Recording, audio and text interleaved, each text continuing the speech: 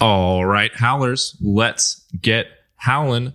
But first, a couple quick warnings. First warning, this podcast contains adult content. Don't be a pixie. Second warning, this podcast contains spoilers for the entire first trilogy of Red Rising.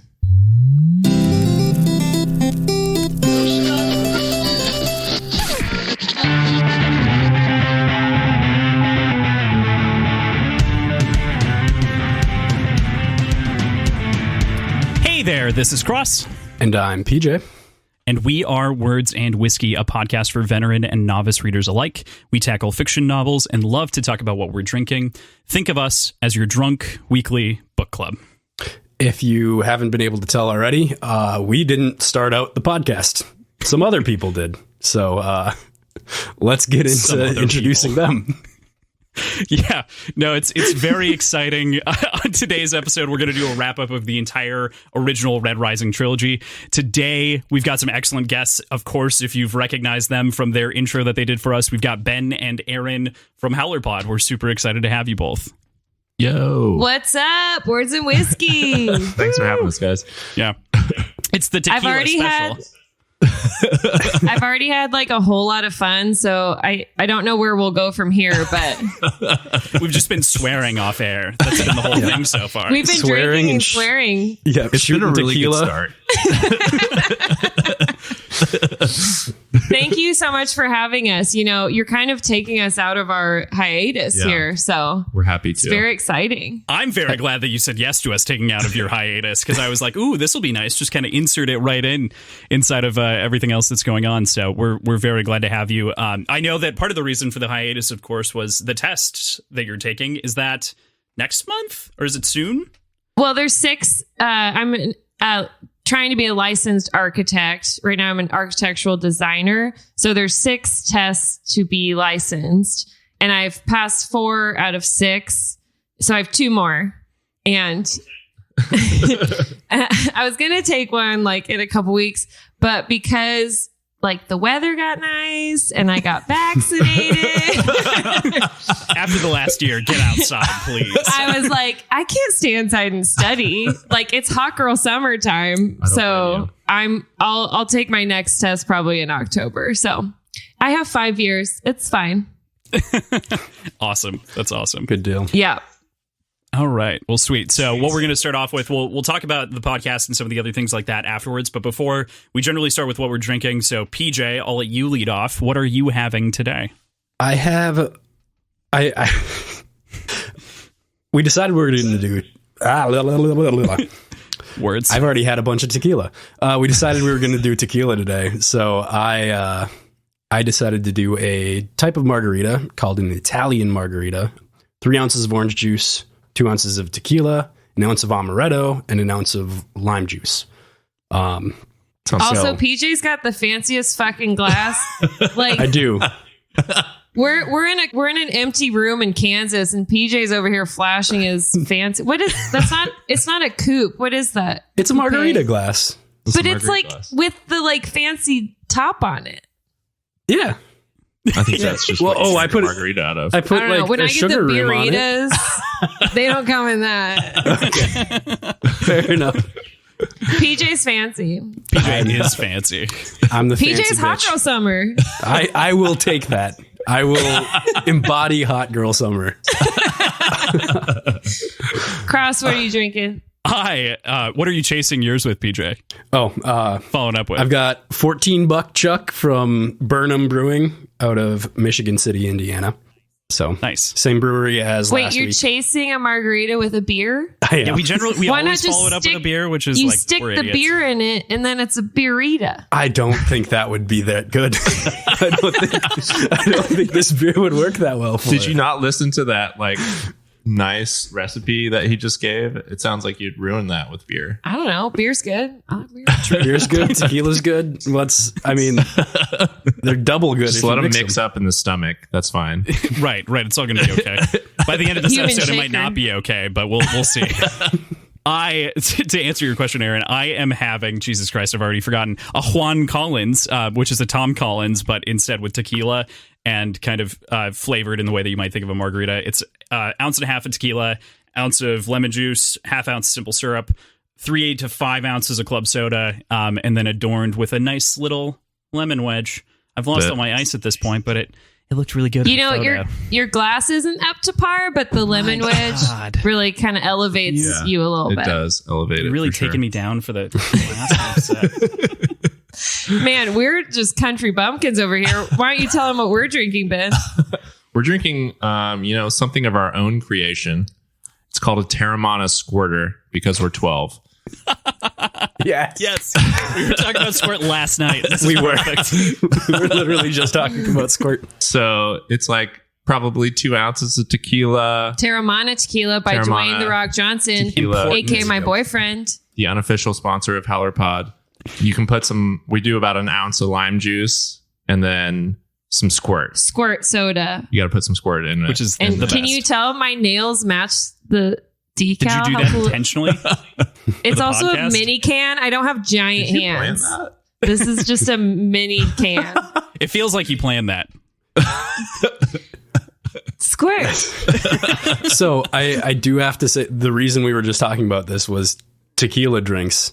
And not to take away from your creation, but that is a Paloma. Exactly. Yes. Exactly. Yep. Yeah, it pretty much is. It's grapefruit soda. Yeah. Yep. Right. And I've had Palomas made by bartenders like at restaurants. And I'm like, this shit has nothing on Squirt. True. Oh, I completely agree with you. Squirt is the best choice. Without a doubt. So are you guys chasing with anything or just tackling the Terramana. Terramana. Thank Mana, you. family. Terramana. Yes. Family life. Tequila. We like worship The Rock, just so you know. That's fine. Everything's fine. That's awesome. That's such a great side fact. I'm so excited. You guys, I don't think I've been drunk at 3:00 on a Saturday in a while. Well, we're here to drag you out of your element. Just getting started. It's going to be a fun night. We've got a couple of hours to go yet, so we'll see how everything shakes out. Okay, cool. So very, very excited, of course, to have you guys on.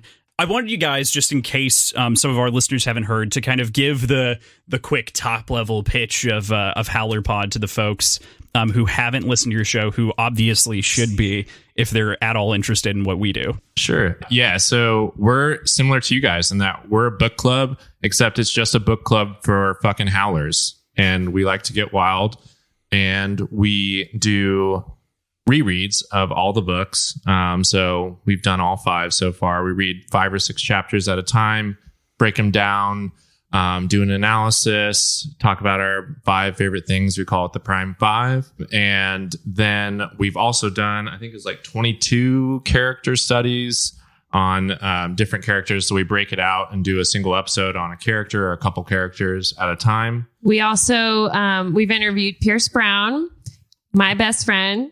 Yes. We've interviewed the man himself, and we interviewed him when he was on tour for Dark Age. Right. And then we've interviewed a few others, including like Pierre Ford, who is a huge YouTube star and even movie star, but a huge fan of reading. And who else have we interviewed? Some other, howlers from our Howler universe. We also were famous because we're on one of the cards in the new Red Rising board game, thanks to our friend Miles Banksy, who is one of the artists. Yes. Bensky. Bensky, yeah. Miles Bensky, who is one of the artists. I always say Banksy, obviously. Well, he does a really good job. He's got a very hard edge to a lot of what he draws, which I really like. Oh, Miles is the shit. He's also super fun to hang out with. Oh, he's so great to talk to. We've also interviewed Zeph Hawaiian just because we wanted to get some free food. No, just kidding. But he's in LA and he has a fancy as fuck food truck, but he's a huge fan of the series. So that was a fun interview as well. Yeah, Zeph actually pitched me an episode the other day that we're going to be doing at the end of Dark Age. Nice. PJ doesn't know yet. But okay, full disclosure, I haven't received any barbecue. It's a little disappointing. Yeah, No, Logan's came call in him short. out. He was like, Call him out. I want an episode with you guys, and I was like, okay, Nice. I'll make sure. Yes. I'll definitely call him out for you. Logan's a maniac, but I love him. is. He's amazing. Yeah. I think we should fly out there for it, Crossland. That'd be pretty fun. We need to have a moot where we all go and eat barbecue. Yeah, HowlerCon. What's happening? No, but like the podcast host. Oh, the podcast host. Yeah, that's a good idea. The Hail Reaper folks have kids, but other than that, I think Yeah. Do they both have kids? I thought just one of them. I think they both do. I think Oh they both have shit, kids. dads. Yeah, Dads. dads. Dads can travel. It's okay. Right. The Howler dads. I won't give the children tequila. Probably. Probably not. Do not endorse that. So yeah, fantastic. So if anyone hasn't listened to it, it's great. Yeah, the only thing for me is that I haven't been able to let PJ listen to any episodes because of course there's spoilers for the entire thing. For the first part of it, it's really just through Iron Gold, and then afterwards is when Dark Age Right spoilers. after we read Dark Age. Also, PJ, I realize it's like the format of your podcast, but you should catch the fuck up. I think Cross really loves making me wait for things. It's so good. It's so good. It's really, really frustrating. I left him on the scene when Severo died and didn't let him read the end for an entire week. Oh, which was incredible. hilarious. Wow. One of my coworkers was just messaged me on our Microsoft Teams like, I fucking hate Cassius. And I'm like, what? Where are you? She's like, he always betrays Darrow. I can't believe it. And I was like, oh, what just happened? It's crazy. Yeah, she sent me screenshots of that, and I was like, oh, she must have just read him killing Severo. And then she messaged me back. Just kidding. So that's like the exact path that happened with Kyle. He put the book down for a full day though, and he was like, I don't know if I can finish this. Yeah, I don't know full if I'm gonna be day. able to read That's book four. so intense. Well, for him, so long. He read the whole thing in 5 days. Like it was. Oh damn! Yeah, he couldn't stop. It was ridiculous. Anyway, BJ, what you need therapy after that. That's impressive. Yeah. What I was going to say is those two moments are so close to each other, but I was separated by so long that it seems so much more dramatic. And I'm wondering how much of that influences what I think of the book or what I think of the moments compared to if you're just reading it straight through. I think we talked about that a little bit last episode, just the differences in how I'm perceiving this book, just really digging into everything. I think there's a lot of people that take that pause after that moment, though. You know, I've seen that so many. Don't pick it back up. Right, I've seen that so many places. Yeah. So, PJ, you're done with Morningstar. Yep. We're Okay. done with the trilogy. Yeah. So Yeah, we're good. We're good through Morningstar. We're not going to talk about Iron Gold. PJ's read the intro to Iron Gold now. I'll try. I mean, they all kind of are one thing in my brain. So I tried. I was reading the synopsis of Morningstar, and Ben was like, "You can't remember Morningstar." I was like, "I just want to make sure I don't go into Iron Gold on accident." Yeah. Just whatever you do, don't talk about Apple, and we'll be fine. I love Apple. Mm. Apple's like The Rock to me. I was going to say, don't get her started. Yeah, we literally can't get you started because of this. Spoilers.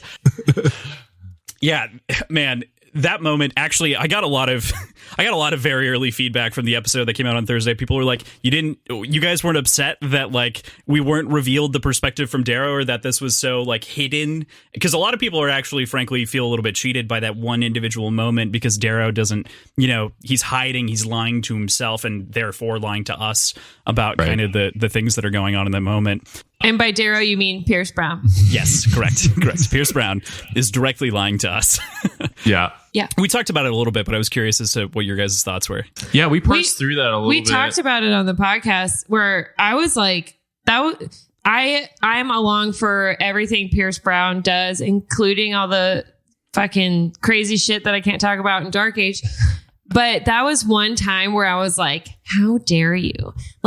He and we talked about this. He goes into Darrow's inner thoughts from the protagonist's viewpoint, obviously, and he's having these fake feelings about Severo dying. And I was like, that's dirty. I don't know if it's necessarily fake feelings. There's definitely like one or two misleading sentences. Mm-hmm. But when I was remembering us going back and parsing through it, like it wasn't as egregious as I thought it was going to be. But there's definitely like misleading lines where he's thinking about something. Like how do all my friends keep dying? Like right. I'm the catalyst in all my friends dying, but he's not fucking dead and he knows it. But that's also a thought that he has throughout Morningstar. Like that's kind of a theme that he carries throughout Morningstar is my friends are dying. My friends are dying. So maybe he's like method acting and he's just really exactly what I was thinking. He's really getting into the character. But the problem is, even if you were method acting, your inner thoughts, he would always know that Severo wasn't actually dead. Right. He does hide that aspect from us for sure. Mm-hmm. So that was dirty. And I was suspicious. I didn't believe Severo was dead. I was like, I don't think so. Yeah. Just because I was like, I don't trust you. This is weird. One of the things we mentioned in that breakdown was the fact that there was no sort of postmortem or obituary or anything in Darrow's head. Right. Which there would be. Yeah. There was with every other major character death. But also there's sort of the precedence from Pierce Brown to hide information from the reader for dramatic effect. Like think about first book with the horses, the dead horses. Mm-hmm. Like that entire plan was completely shielded from the reader to let it sort of play out as it was happening. And I think that was sort of the approach he was taking there in a similar reason. But there was a little bit of misdirection, which I think it's fair to say that it was a little cheap, but I think it worked out. Definitely. And it totally works as a reader once you know the ending, you know, but yeah. And it's in 5 books, it's the only time he's lied to us. I don't know about that, but well, like directly. Fair. I like PJ's point though, that the fact that Darrow's not, you know, like writing the obituary in his head as he's like laying there, that should be a clue to us as a reader that maybe this is a little different, you know. And I will say I wasn't that suspicious of it. It was all sort of retrospect thinking about it. Yeah.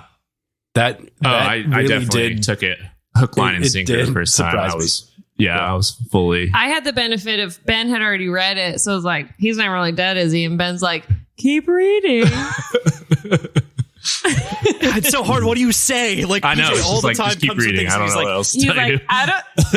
He goes, I don't know. You have to keep reading. I'm like, see, then I know. We don't generally do videos for the podcasts because then I can hide my reactions when PJ says things.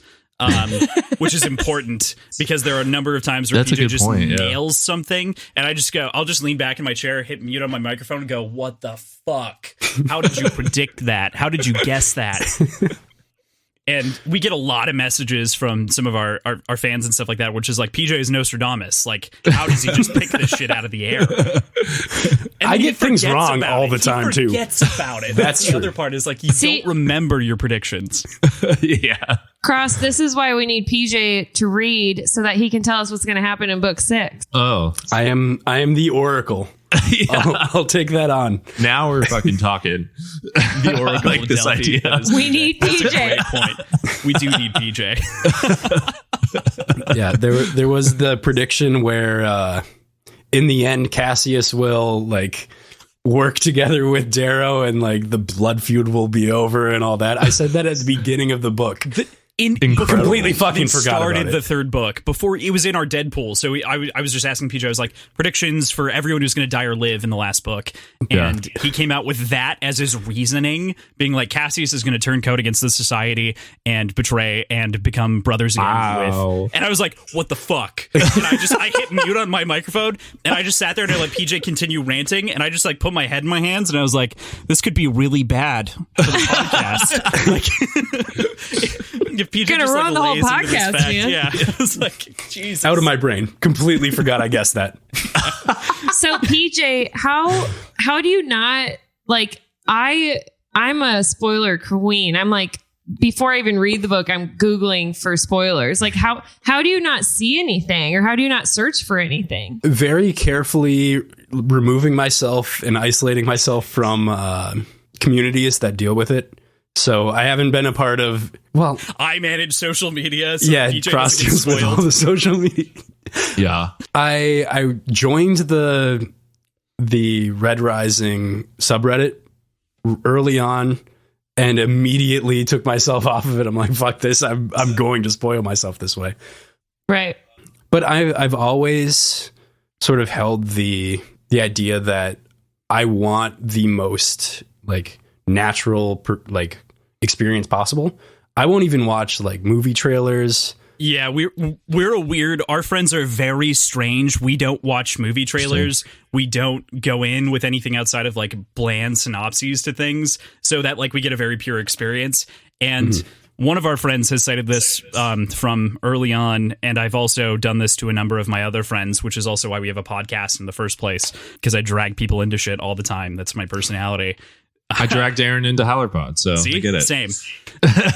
Thanks, Ben. BioShock. I loved the game BioShock, and I was like 11 or 12 or whatever, and I went over to my buddy Tim's house, and I was like, all right, so if you're going to play this, I'm not going to tell you anything about it. We're turning off the lights. It's going to be a dark room like a theater experience, and you're going to be scared shitless. And he just played it for like 10 hours straight, and it was the best experience of his life, and I ruined him now. He doesn't watch trailers. He doesn't read anything anywhere about anything. We have to, like, in our Discord channels, we have to spoiler it if it relates to any piece of media that he might watch. Yeah. That we know it's ridiculous, but it's that's like the level of extent. I was gonna say, of, like, now I think you created a we go diva. to. We've created. I have accidentally created like 4 divas. Yeah, we refer to ourselves as Team No Hype for that reason. Dude, actually, that's fucking really great for 2021, honestly, because everything gets overhyped. Exactly. You know, I live the opposite. I read the last page of the book. The only thing I've ever really spoiled myself on hardcore was like the Star Wars movies, the new ones coming out. And that's because you have like, you could be emotionally crushed if it was bad. True. But also Same. just, I like to see where the story's going and then see how the filmmakers like get there. I think Ben and I and I are enjoy the that same aspect person. of it. Yeah. Just different. And I'm like, I like the Star Wars movie. They were fun. Yeah. Lightning fingers. Lightning fingers. Palpatine. Oh, wait. Spoiler. Lightning fingers is in it. I don't think I mean, yeah, at this fine. point, if it's more than like 20 years, you're fucked. So Yeah. I think it's fair at this point. Sick. All right. So anything else you guys wanted to talk about with your podcast, or anything that you guys are planning or thinking of right now? Yeah, just you can check us out. We've got, I think there's, 83 episodes or something like that. So if you've read the series and you feel like you want to dive deeper, that's where we're, ready to go for you. You can follow us on Instagram, Twitter, Facebook, Etsy, HowlerPod. We're howlerpod@gmail.com. You can find us at howlerpod.com. That's HOWLERPOD.com. Definitely, Love the if W. you're, That's great. yeah, W. definitely, W. There's the Kansas accent right there. Yeah, exactly. W. W. W. If you're on Instagram, definitely follow us because Erin's a meme queen. So she's got fire memes, Red Rising memes all the time. Ben came up with Ben finds all the videos. So if it's moving, it's Ben. Probably. But if it's photoshopped, it's me. But I'll always give her a meme idea, then she just improves it by 25%. or I'll be every like, time. that's stupid. Yeah. Well, we have a rule: if you don't get it and immediately, like, I don't get it. yeah, then it doesn't go on. the And he account. shuts down like a lot of mine too. We're a team. I'm more weird. I'm like a fucking clown over here. Ben's like, no one can follow wherever that meme went in your head. I feel like our teams have similar aesthetics because PJ is the weird clown that he was the one who was like, I want Grimace decapitated, but Grimace from McDonald's or whatever on an image. And I was like, all right, we'll find an artist who will do it. Like, figure it out. Love it. It was Keep the weird, man. Nighty night, Grimace. They're spelled differently, but it's the same. Right. And yeah, we'll eventually be back. We're planning to come back sometime this year. We're trying to see what Pierce is doing. It sounds like we're not going to have a book this year for sure. Maybe not until Did you see his latest? Oh, PJ did. I did. Yeah. No, PJ did not, but I told him indirectly. Yeah, I mean, we're trying to like plan whatever we're going to do post Red Rising, but part of that is also trying to figure out where book 6 slots in eventually. Right. So it's like we don't want to pick like a new big series to take on. So it's like, how many one-off books do we just like tag in here until we get to book 6? I would be pretty surprised if we see it by, I mean, like, I feel like January 2022 is like best case scenario at this point. I'm thinking spring 2022. Yeah. Dark Age is going to take us until September, so. Yeah. PJ's fucked, is all I'm saying. He's taking like 60 PJ. pages a week, which is nuts. You're not going to like it. I'm used to it. I'm used to it. Dark Age is a different kind of abuse, my man. Yeah. It is a different book than I've ever read in my entire life, I would say.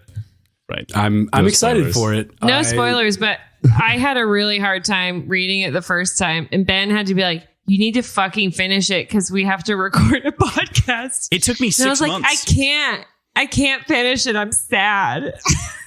It's going to take me 6 months too. Yeah, it will take you like 4 months, 3 months. But I will say, second and third time I read it, I liked it a lot more because I'm more cold-hearted now. I have no feelings. Have you guys read the prequel comics yet? I have. Yeah. She has not. I have not. I don't really understand comics. That's acceptable. It's a weird medium. I like them. I'll honestly say I was not a huge fan of the art style. You get so many descriptions of these brutal moments inside the books, and the description lets you kind of paint how wide the image is in your head. And when you see an image of it, it just kind of falls flat because you're like, yeah, that's exactly okay. Like that dude's head is over there on the wall. Neat. You don't paint the action. It's just like how a movie or a TV show, it's always less satisfying than reading because there's no way any medium could come up with what we come up with in our own heads. I think I have a reasoning now why I never really dug into reading. I don't think I think visually. Like very rarely do I actually see pictures in my head. It's all just like breaking down the description of the words. You are a scientist. It's such a strange way to strange to try to describe it, but I don't really see imagery when I'm reading at all. Do you have voices? Like, do you read the characters in different voices in your head? You definitely have voices. You also now see images with Pierce Brown and Blake Crouch.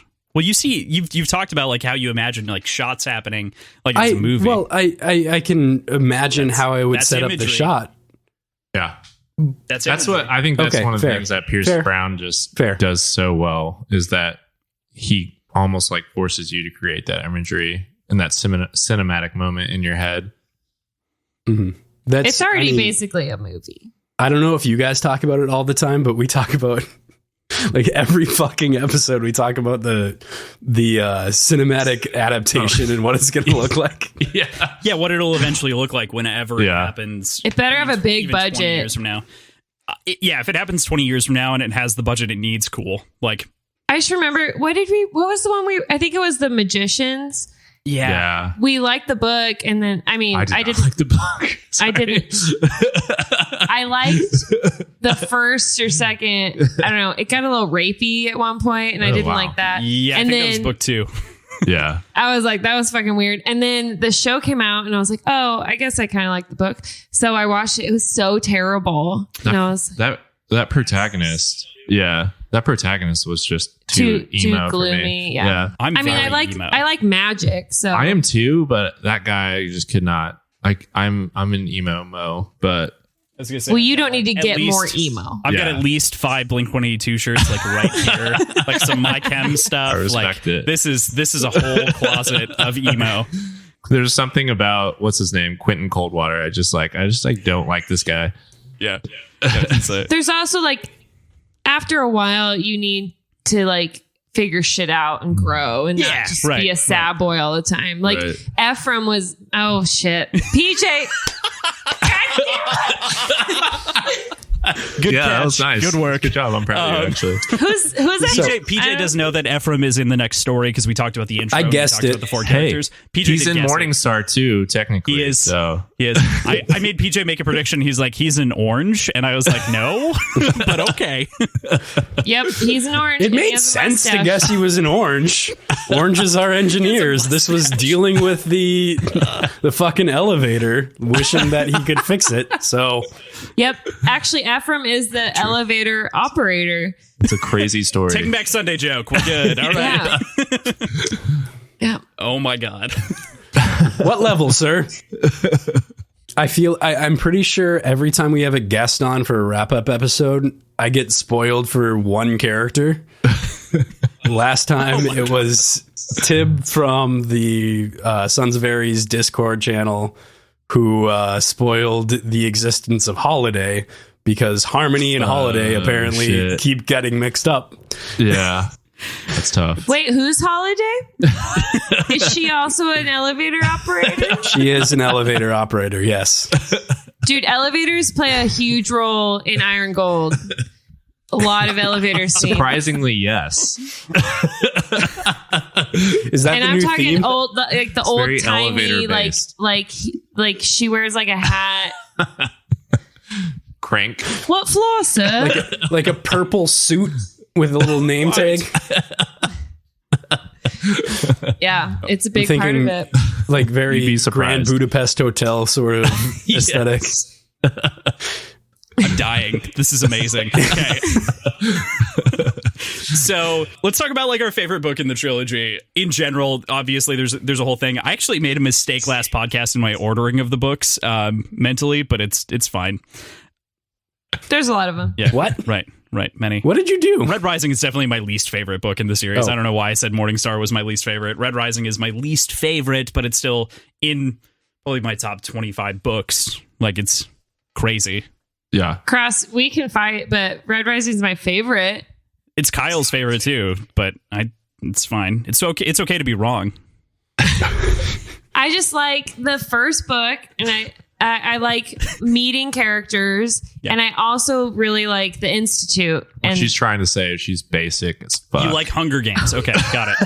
I do like Hunger Games. I do like Hunger Games very much. The books. I mean, did you like the Ballad of Songbirds and Snakes? Is that what it is? The prequel? You haven't I read didn't it? read it. I You didn't haven't read read that yet? I No? didn't. I haven't either. I didn't know that existed I'm not a until big this Hunger moment. Games fan. It's from Snow's perspective when he's like an adult, a fresh I heard adult. about that. Oh, Yeah. I heard about it, and I was It's like, I don't care about Snow. Interesting. I don't know if it was necessary, but it was good. It's fine. I probably won't read it. Good call. Don't. I mean, the Hunger Games as a concept is great. I love like a gladiatorial style. I like Fight to the children death. killing children. I'm all for that. Like, why not? Sure. Cornucopia murders. That's cool. I think Pierce Great Brown time. just turned that up to 11, Right. and in Red Rising. Yeah. Yeah. I do keep I keep saying it. I don't know how much of it actually makes it into episodes, but PJ at the whim I of the really editors. want the I want the Academy in sort of the same style as the Institute written out. And I understand the reason for the departure and sort of skipping over it narratively, but I think it'd be really cool to see that written in the same style as the Institute was, because there's a lot of content that could be there. Totally agree. I think that would be a place that would be ripe for the TV show to explore. Like, instead of having that 2-year gap, putting the Academy in there as a full season. Just make it longer, And as long as possible. yeah, Mhm. I think that would be awesome. I agree. And I fucking love space battles. Exactly. That's like why we're here. We love space battles. We're here for the space battles. So I definitely agree. Like, just more, please. And Yeah. I totally agree with you. I think that is the place where the TV show would exist and could add a little bit more Right. there for sure. I also think that in Morningstar, each part would almost be, or each maybe you shoehorn 2 parts together, but all 2 parts. If you put 2 parts together, that's a season of that book. Like, you wouldn't just do that over 1 season; you'd do it over 2. Yeah. because there are moments there that you need to sit in a little bit longer. Right. This isn't a spoiler, but I feel like the TV show honestly should just be the first 3 books. Like, them trying to adapt Iron Gold, Dark Age into a book would just be into a TV show, sorry, would just be massive. And I think that you could, adding in like the Academy, maybe adding in a Sons of Ares element where you've got Dancer being a more prominent character or something like that. You could really, you could get 5 or 6 seasons out of that pretty easily. I was going to say you probably have 5 seasons at the very least with the original plus the Academy. Yeah. The original trilogy. And then if it goes well, you would do the sequel series. We should probably write the show, like the 4 of us. I've been doing screenwriting for a bit now, so like it's cool. It's cool. I haven't, but I'm here for the female perspective. Perfect. I need it at the moment. I'm here to say female characters well. I'm here to say that.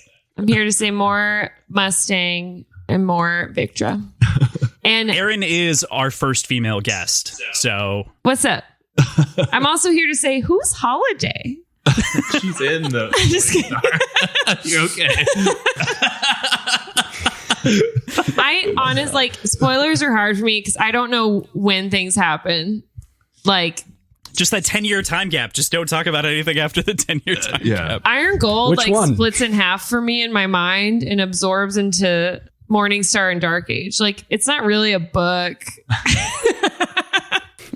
It just is part of the whole thing. So Fair. Sorry, PJ, if I ruin anything for you. I'm holding my tongue. You're doing great so far. Thank you. Yeah. Tequila is a hell of a drug. It'll happen. I'm sure. I'll forget it. It'll be all right. Give him more tequila. Yes. More tequila for PJ. We derailed off the topic. Favorite book? Yes, we got derailed. I need to say mine. I'm going to be more basic than Erin and say my favorite book is Golden Sun. I mean, I love... Which it is. It is the best book. It is the best one. It's just really? The best one. Yeah. Yes. My favorite's my favorite too. Red Rising and then Morningstar. I know. Wow. I skip Golden Sun. You're weird. But I really love how much the universe opens up in that second book. Just the level of scale that the rise in scale that happens after that switch to Golden Sun. That's when the book becomes like a great series to me. Yeah, it becomes a space opera. It evolves. Yeah, exactly. It's the Charmander into the Charizard, Yes, I love Charizard. Books. I was more of a, Blastoise or Turtle guy. The fuck are you talking about? You also Pokemon, skipped, bro. Oh my god! I did skip Charmander. Excuse me. No. You said Charmander's first, right? Yes. Did I say And Charmander into Charizard? Yeah. Oh no. Gonna get dragged for that. This is deep nerd shit. Did you not play Pokemon? No. Damn. I was into Sailor Moon. I feel bad for you. Then. Well, I mean, Sailor Moon's acceptable though, so Thank you. pass. I'm obviously Sailor Mars. Naturally, it's understood. Good call out. Man, Oh my god! I was also super into Powerpuff Girls. Obviously, they're coming out with a live action Powerpuff which Girls. I'm skeptical of. I'm so upset. They're gonna ruin it. Also, Powerpuff Girls was the goriest shit you've ever seen. It was like worse than Ren and Stimpy. Right. It was crazy. It was just like teeth and guts flying out all the time. How are they gonna live action that shit? Yeah, I don't get that. I think they've agreed to be like a PG-13 plus show, and it's going to be post the Powerpuff Girls show. So they're going to be like adults dealing with the fact that they were Powerpuff Girls. They were these Powerpuff ladies. So it'll be like depressed, I guess. I don't know. Definitely. How is Bubbles going to be depressed? Be depressed. Because they're like murderer children. Mojo Jojo is just on the street bleeding out, an old man in a fucking rocker, and they're still beating the shit out of him. Like, what a terrible leave idea. the monkey alone. I'm all, I don't know. Sequels don't bother me in general, but at some point, like, can we just make new shit and stop Let repeating? shit die. Let shit die. Like, I think Powerpuff Girls did what it needed to. Exactly. And we don't need to do that anymore. And you can probably just go stream it somewhere. Like, I don't know why. It's so I strange. think HBO Max, actually. Yeah. Not that I've looked. Dude, Cartoon Network was gnarly. It's really weird. Yeah. Was Okay. Ren and Stimpy on Cartoon Network? Nickelodeon. That was on Nickelodeon, Nickelodeon. All right. Yeah. That was some gruesome Also shit dirty. too. Super dirty. love Ren and Stimpy. I do Ren too. And Stimpy It's problems. awesome. Like lots of The puke and space farts. madness episode. Yeah. We were all basically on acid. I was like not allowed to watch it. Yeah. Were your parents divorced?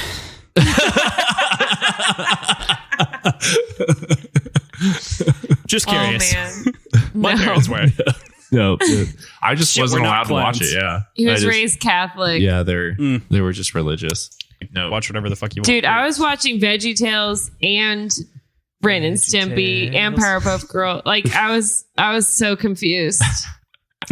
That does sound Just like are cartoons nice and Christian, or are cartoons like murdering other children? And then you get Johnny Bravo in there, who's like just very rapey. Like, just very. You rewatch Johnny Bravo episodes, and you're like, okay, Seth MacFarlane somehow had a career after this. Wow. Yeah. And yeah, he was a predator. Johnny Bravo was preying Definitely. on women, Big time. and he would be canceled today. Hey, Pretty Mama. I'm That was so good. Thanks. Okay, PJ, what's your favorite book of the limited books that you've read? Thanks for keeping us on track. Yeah, there we go. Re-railing us. I'd have to say Golden Sun as well, just with the expansion of the story and the settings and all the new characters that we get. Ragnar specifically. yeah. I really love that book. I feel very absent-minded because I was looking at my bookshelf, I don't know, like a week ago when I was preparing these notes, and I just noticed the different symbols on top of each book. Of course, the red symbol on top of the first one, logically, the second book with the gold pyramid, and the third book with the obsidian moon. I want to get your guys' thoughts on why they chose those for each of the books and sort of the emphasis that places in turn on the stories. I mean, definitely for Morningstar, the obsidian half moon or whatever. Are you a god? That's Morningstar, Tir Morga. And Yeah. him like convincing the obsidians to be on his team, basically. I mean, that was just humongous. Is basically the only reason they won. Is just convincing Sephi and the entire Obsidian squad to rise up. rise up. So, yep. The other two, it's literally in the name of the books, Crossland. Leave me alone. Yeah. What is it? It's the pyramid on the second one? Yeah, right. Okay. I will say the wing on Red Rising, it is very Hunger Games. I So feel like that it's the one's culture red. that we spend the most time with in general, cool. kind of inside of the stories, right? Because Like the that, first one, yeah. we're inside Also, of Darrow's red head. red is in the title. Red Rising. Yes, Yeah. yes. So PJ that's pointed that out to me and was like, just sucker punch me in the Pretty face. easy. What are we gonna put on this? It says red. I do think you're right though, because like Golden Sun, he is navigating that pyramid like the entire book, and then in Morningstar, we're spending so much time with the Obsidians, and it's such a important part of that book. The trip down there, Ragnar dying, convincing Sephi to join, and that like shows you that that Darrow like actually is able to sell this. And I think that's part of those tests that Mustang gives him. And it's just critical to their success is Darrow actually being able to sell this revolution to the rest of the colors. Yeah. Nailed it. I've nothing else to say. Perfect. Flawless victory. I would say I agree, but I looked outside and there's a bunny and I got like super distracted. I was like, My podcast host, everybody. I was like, oh, there's a bunny. Great point, Ben. I totally disagree with you because obviously you're wrong about everything. And that's our dynamic on the podcast. Damn it. Yeah, right. And actually, it's the pyramid. No, I don't know. I have no idea what just happened. Yeah, that's fair. That's fair. But to balance it out, so Cross's favorite book Golden Sun. is Golden Sun. PJ Golden Sun. PJ Golden Sun. I'm Golden Sun. So I legit is Red Rising and then Morningstar because I love fucking battles. I like stabbing the Sovereign in the gut multiple times. I like Morningstar. We get like a nice little bow at the end, and I like a happy ending. She does like a happy ending. So, we bring a baby out. There's fireworks. Like, that's great. That's exactly where Kyle lined up. That was with you. He was Red Rising first, Morningstar second, Golden Sun third. And he did it pretty much exactly for what you said. He was like, yeah, I love, even though it's cliches, like baby at the end, cool. Love a baby. He was like Red Rising, the introduction of the characters, the world building, everything like that was nuts. The original Howlers is where he really like loved the first book. And we get to see fucking Aja, the best fighter in the universe, who fucked my boy Ragnar. Like, she gets killed. Oh, it's amazing. Yeah.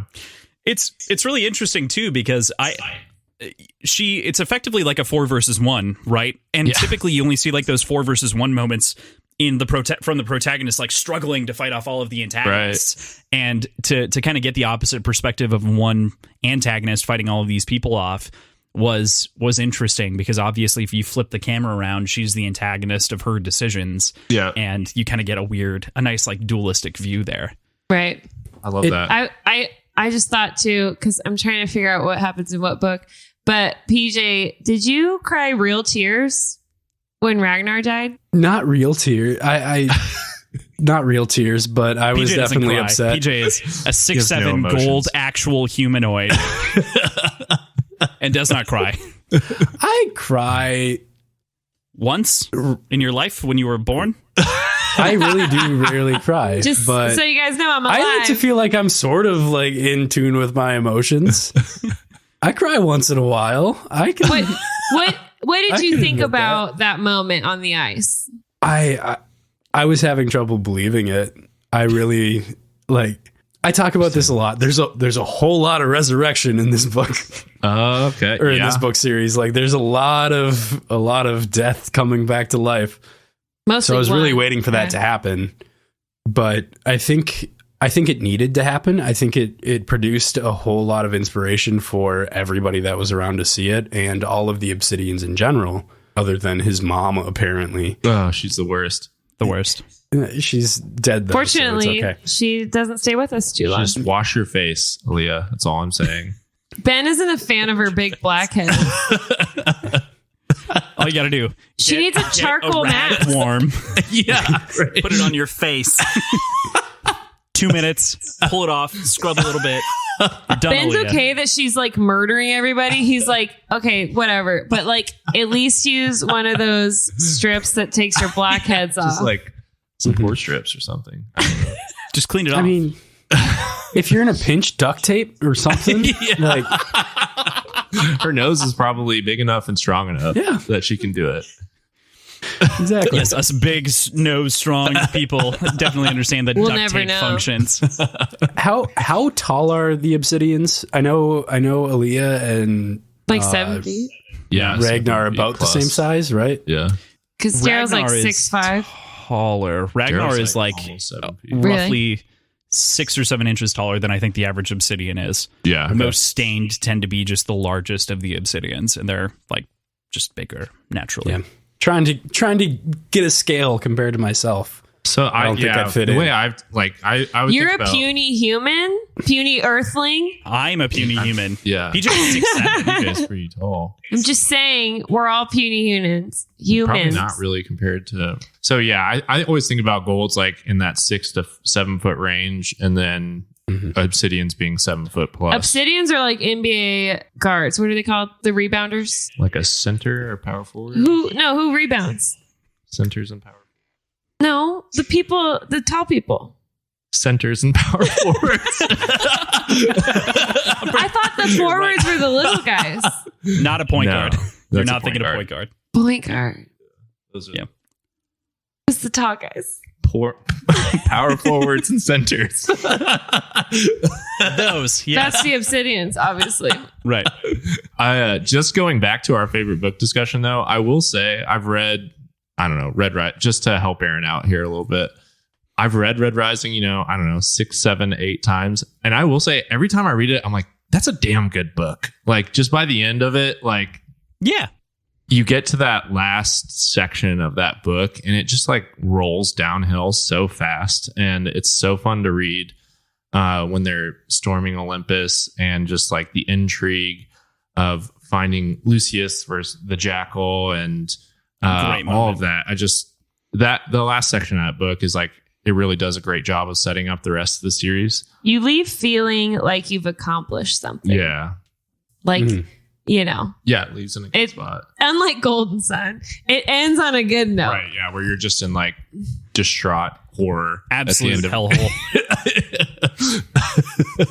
Yep. You're suddenly in your own emotional abyss that looks somewhat like Doom on the outside. Yeah. Yeah. Golden Sun does end on perhaps the worst note, but it's also like just tearing forward into the next book. Right. I don't think any of us were the fortunate few that like had to wait between Golden Sun and Morning Star. I did. You did. Okay. Yes. I was just curious. Did I? did I not. waited between every single book. I've read every book as it came out. So Wow. Okay. Cool. Yeah. Great to hear. Yeah. How was that for you? Yeah, I think I waited. We both had to wait I have a terrible on memory. Morning Star. Yeah. I blocked it out. Yeah. Because I made her read Red Rising like as soon as I had discovered it. I randomly read an interview with Pierce where it was like one of those kind of promotional interviews with authors on BuzzFeed, and he was talking about the series, and we were like the same age and interested in the same stuff. So I was like, oh, this is cool. I'll just check this book out. I went to the store and bought it hardcover, read it, made her read it, and then we've waited for every book. So Ben likes to torture me.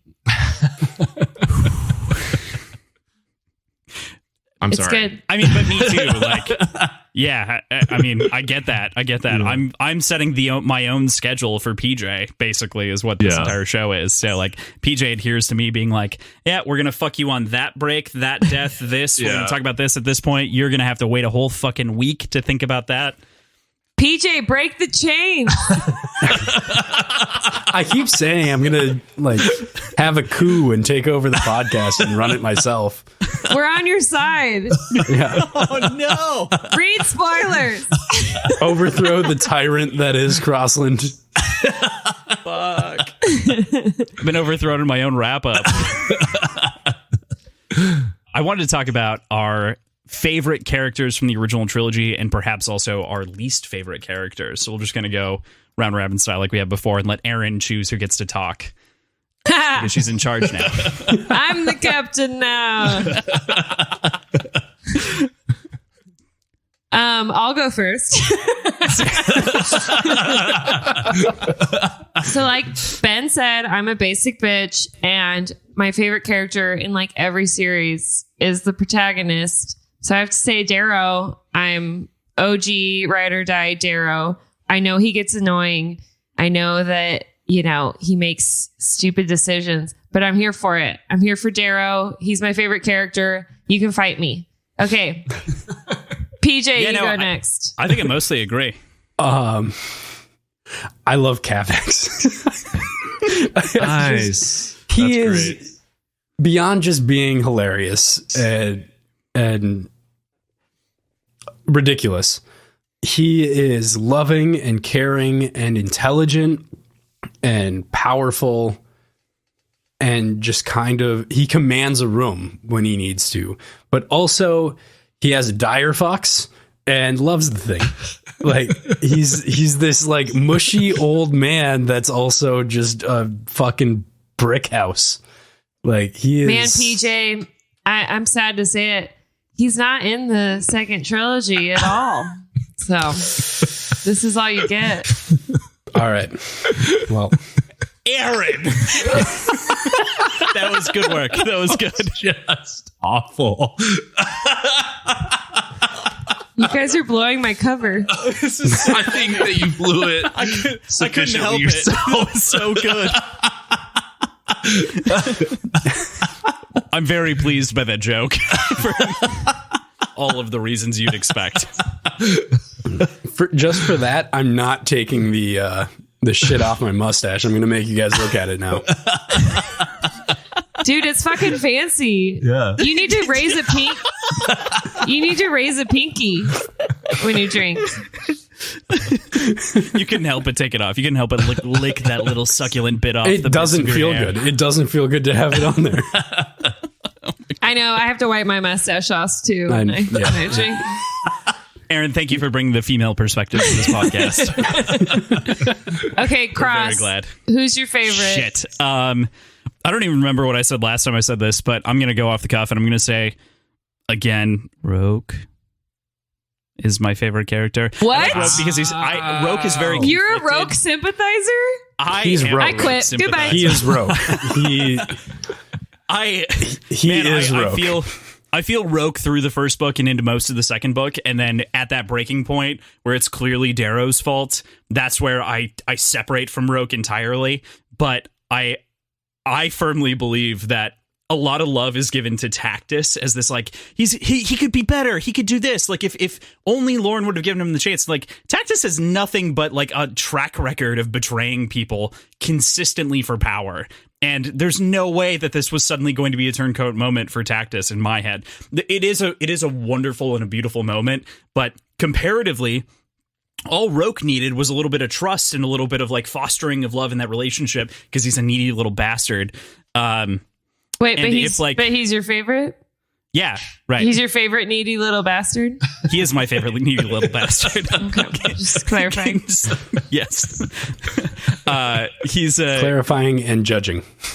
You know, I think Roke is a very complex character, and I think he's emblematic of a lot of the things that I like about this series, which is that it's not so easy to pick out anything, and like no one is one note for the most part. Do you like poetry? Shut up. Leave me alone. He already told us he was emo, so it makes this making sense. Do you like the poetry of Blink 182? I know he moved it. I did. Yeah. No. Does your opinion change about Roke over time?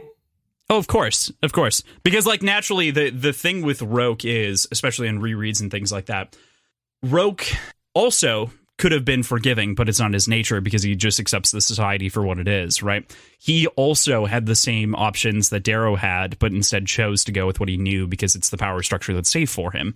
So that's kind of that's my comparison between like Tactus and Roke. Is Roke goes with the safe power structure that he knows, Tactus goes with whoever's in power that he can lean on, right? And that makes them an interesting dichotomy of characters.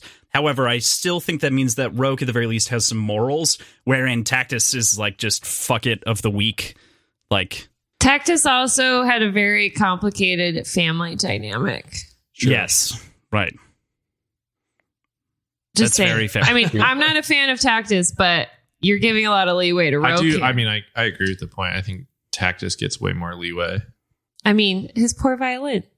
I do actually sympathize. I think that is the one note where I go like, oh yeah, Tactus wasn't just trying to be a piece of shit rapist inside of the Institute, which is where my head goes every time. Because like to me, that's the one flaw with the original Red Rising book is that there's a lot of like repeated sexual assault.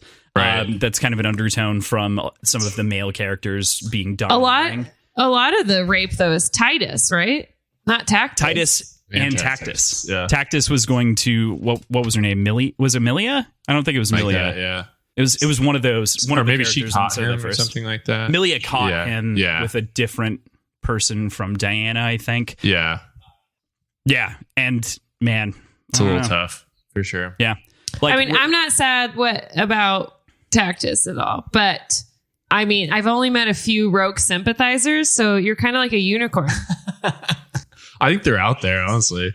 I just think that Roke got done dirty by Darrow not telling the truth. And I think that that's the entire point of Golden Sun, though, is that like he doesn't tell the truth. And so he reaps what he sows in his own right because he doesn't tell the truth. Right. I need to shut the door. Hold on. I just don't think that Roke...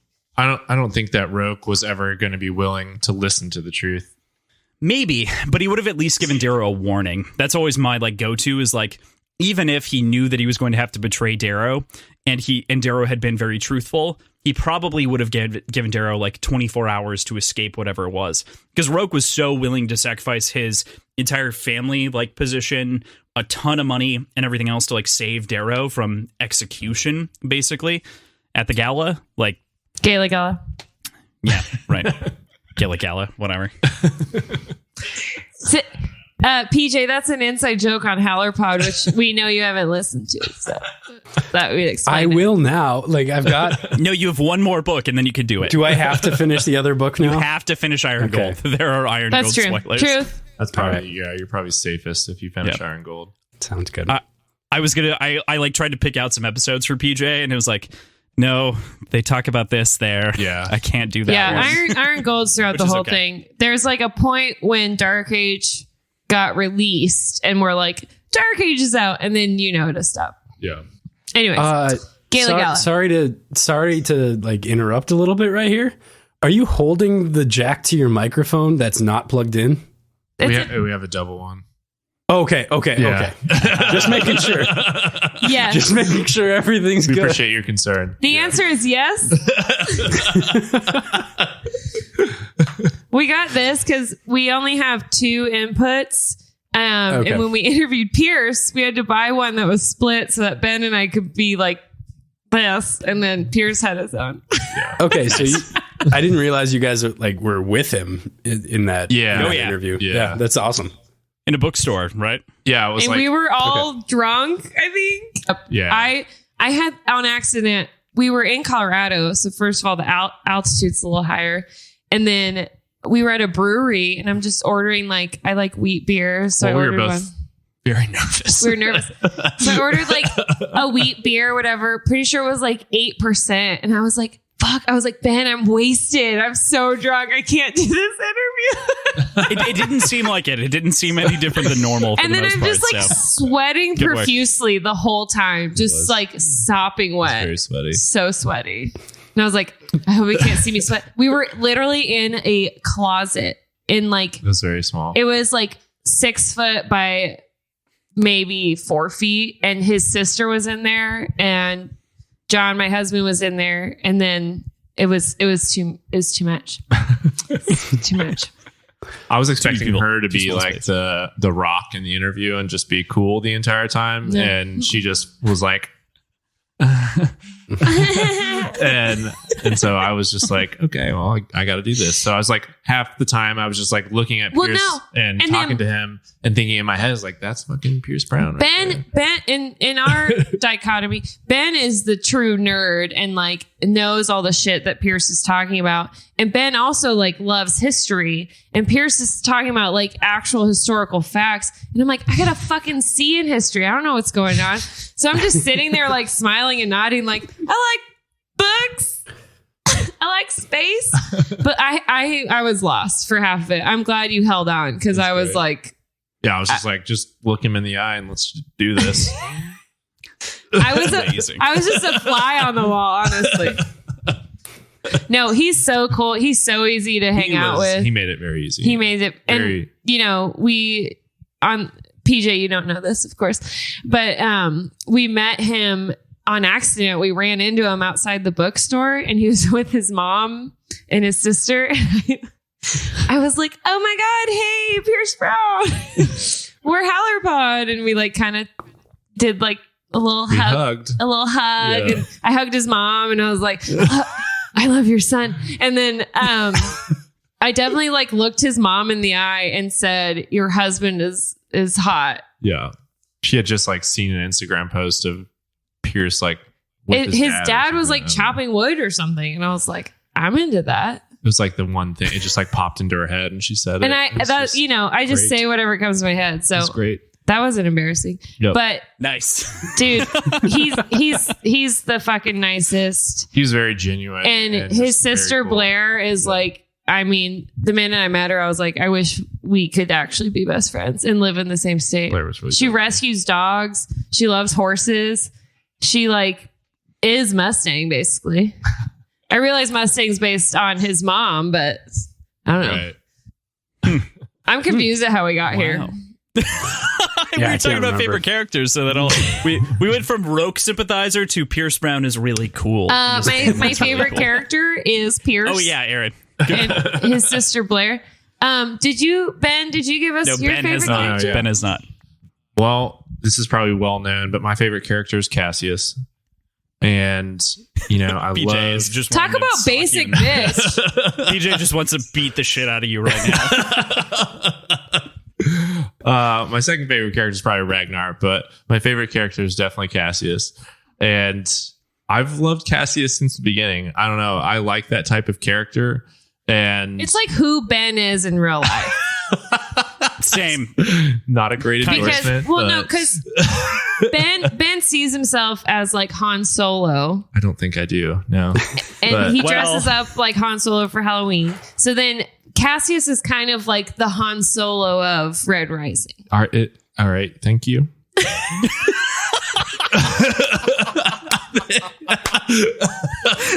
That was amazing.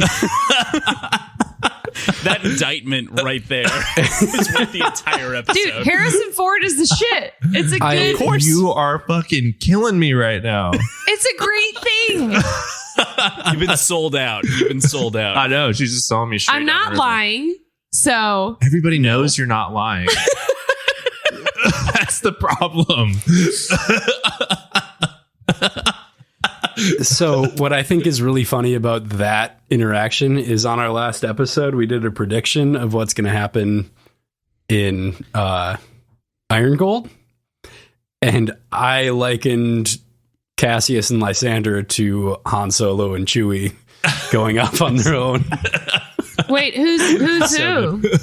Well, Cassius. I didn't actually ask him that. Funny enough. Good call. I think Lysander would probably be Chewie. Does Baby Yoda come into this at any point? It didn't come into it. It's too bad. Your Star Wars knowledge is insulting. But I'm a deep Legends EU fan, for the record. Are my cannons mixed up? Stop. No. You're good on the cannons. You're good on the cannons. So far. No, yeah. So I'll try and explain I think Erin explained it pretty well. I do like a rogue man. Roguish. And yeah. Rokish, maybe? Rokish man? Ish, yeah. No, I like Cassius. Shut up, Crossland. He's Honestly, saying rogue. I know. It was a play. Ben damn doesn't it. like I rogue. almost did it. Damn it. So the reason I like Cassius, I think he is one of the like most human characters in this series. Like he's just been through a lot of shit that's out of his control. He didn't ask to sign up to be in the Institute at the same time as Darrow, and this once in a lifetime gold shows up and he tears down society. He also kills his twin brother who he loves, and Cassius is fighting through all that. And I think that he's actually, at first, he's very unreasonable about that situation, especially with Julian dying. And I can't blame him for any of that, but he's just been put through so much shit throughout this entire, especially the first 3 books, that he has to deal with. And I think when he ultimately makes his turn at the end, like he's making his own decisions at that point. And I love that he's able to do that. He's able to connect with Darrow in that last moment. Their friendship, enemy, like their frenemyship, I guess. You know, that dynamic between the two of them. Frenemyship. Is that I love that. And I'm always, for some reason, like I'm very much like I don't want to follow the crowd. So Erin being Darrow, like, and that dynamic, I'm gonna choose Cassius. Yeah. And I like that. Some emo boy shit. I get it. Yes, exactly. Yes. God, fuck you, PJ. I want to talk about someone so bad right now, and you know who I want to talk about. Sad boy hour. The sad boy hour. I'm very excited for that in the future. So I think we'll get together again and talk about it after I've finished. Yes. Okay. Finish the story. It'll be good. It'll be. He's been through so much, and a lot of it wasn't his choice, and he's just been put through it. And he just tries to do the honorable thing, and like he's getting pulled in so many different directions constantly. He has this pull from his family, like he has to defend Julian's honor, he has to defend the Bologna name, and it's not that he's necessarily even interested in doing that. He is forced to by the society that he lives in, and I don't know, once he decides to like break out of that and go out on his own, I love that aspect of his character. Yeah, when he's got nothing else left, he doesn't have that family like pressure for the most part outside of his mom left. Yeah. And I just love his growth, and The fact that he's just constantly put in these terrible situations, and that's kind of like life where you just have to fucking fight through that type of stuff constantly. And I don't know. To me, he's very human, so that's why I like Cassius. He also likes his dimpled chin and his golden curls. Also, he's hot. So who doesn't love that? I mean, that's why I like him. That's why Erin's here is all of the hot golds. I like the butt chin and the curly hair. Quite nice. I like a nice butt chin in my characters. Strong butt chin. That's what I'm here for. Well, good. I think we covered all the men. So who are your favorite female characters? Ooh, so on the last podcast, I remember now, I did say Victor is my favorite character because I think she actually is my favorite character. If you subtract some of the complexity of Roke, Victor is kind of the polar opposite of Roke. Yeah. In the same family situation, but on a completely different side where her morals align with truly good people and she can be realigned very easily. And so I think that she tracks as really my favorite character, but Roke I think is my favorite lens to view the entire story through. So Victra is for sure. Victor really blossoms in the second trilogy, which we're not allowed to talk about. I don't want to talk about that whole tree thing, but no one wants to talk about that. But dude, Victor's a fucking badass. She's awesome. Yeah. I hope to one day be Victra. That should be my goals. I think I'd have to say Aja, just from the complexity of her character. Yeah. And the way her morals kind of shake out.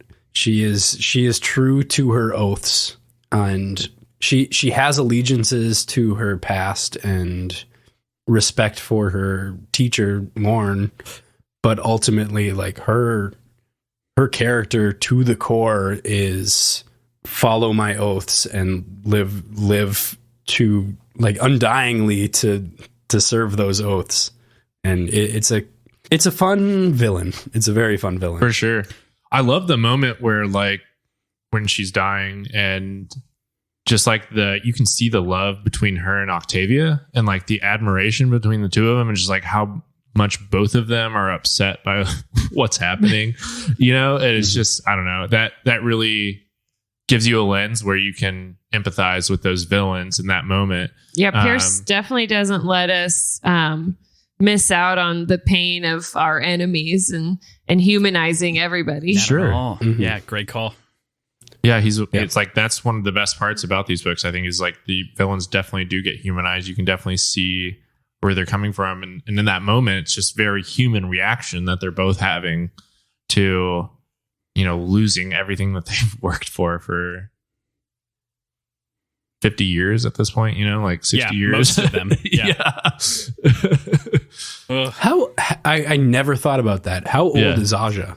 She's like 60. Aja's like 60. Yeah. Octavia's like 100, right? Yeah. 90 to 100. Yeah. Somewhere in that range. Hey, never fight a river, guys. Never considered that. Never fight a river. Never considered that she was an old fucking woman. Right. Like, but she's old, but not by society. Yeah, they have better Botox in the future. Yeah, Lauren's like what, like 100-ish? There you go. I mean, to be fair, my dad looks like Chris Traeger at 50, and like my dad is only 50, but also he looks like Chris Traeger. He looks like a 30-year-old at 50, which is like, he looks to me like, when I picture Golds, I'm like, my dad looks younger than I do, which is ridiculous. So he's like a zaddy. So upset. Yes. Same conversation where we were talking about Squirt yesterday. We couldn't remember Rob Lowe's name, and we just said Crossland's dad, but as a celebrity. And everyone knew exactly what we were talking about. It's fucking ridiculous. I'm gonna send this to the fucking group chat at some point here when we level out. But your favorite, Erin, your favorite female character?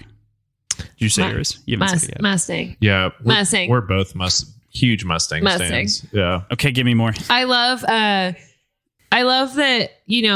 Pierce wrote in a female character for Darrow to balance him out, who is just as powerful and even more powerful than the protagonist. And she's smarter than Darrow. We learn that many times. And then she's also a badass fighter. We see some of her skills more so in the second trilogy, PJ. But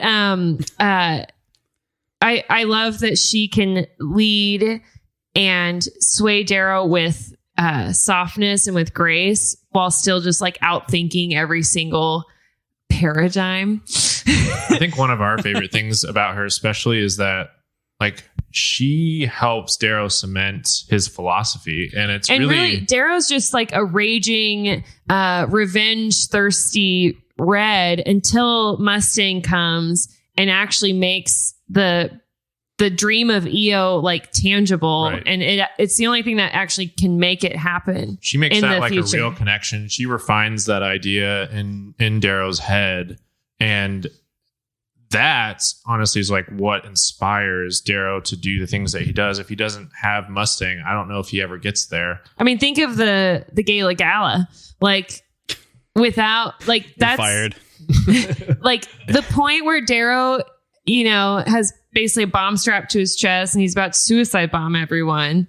That's where his path would have ended if it was just Darrow. And if EO already left him, so all he has is harmony and this like revenge hungry red driving him. So what makes him live for more and like take the higher ground and not blow everyone up, including himself, and outthink everybody, I think is the influence of people like Mustang. Right.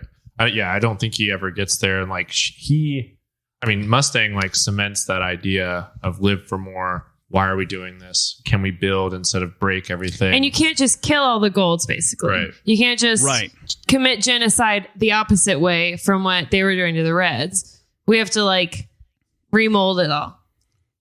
Come together to make the whole thing work. Yep. As a bit of a counterpoint to that, wouldn't the like strictly bloodthirsty, revenge thirsty red, if that were completely true of Darrow at his core, wouldn't he play out exactly like Titus did? Yeah, I think it would, but Darrow gets to that point, he gets stabbed in the gut, and then he goes into the cave with Mustang. And she brings him back to life. And he sees the kindness in Mustang. I mean, he had already seen the kindness in Julian and Cassian when he befriended them. And you see him in his turmoil. He's like, oh, wait, I'm supposed to hate these people. But he sees the humanity in them. So Darrow is able to see their humanity, whereas Titus wasn't.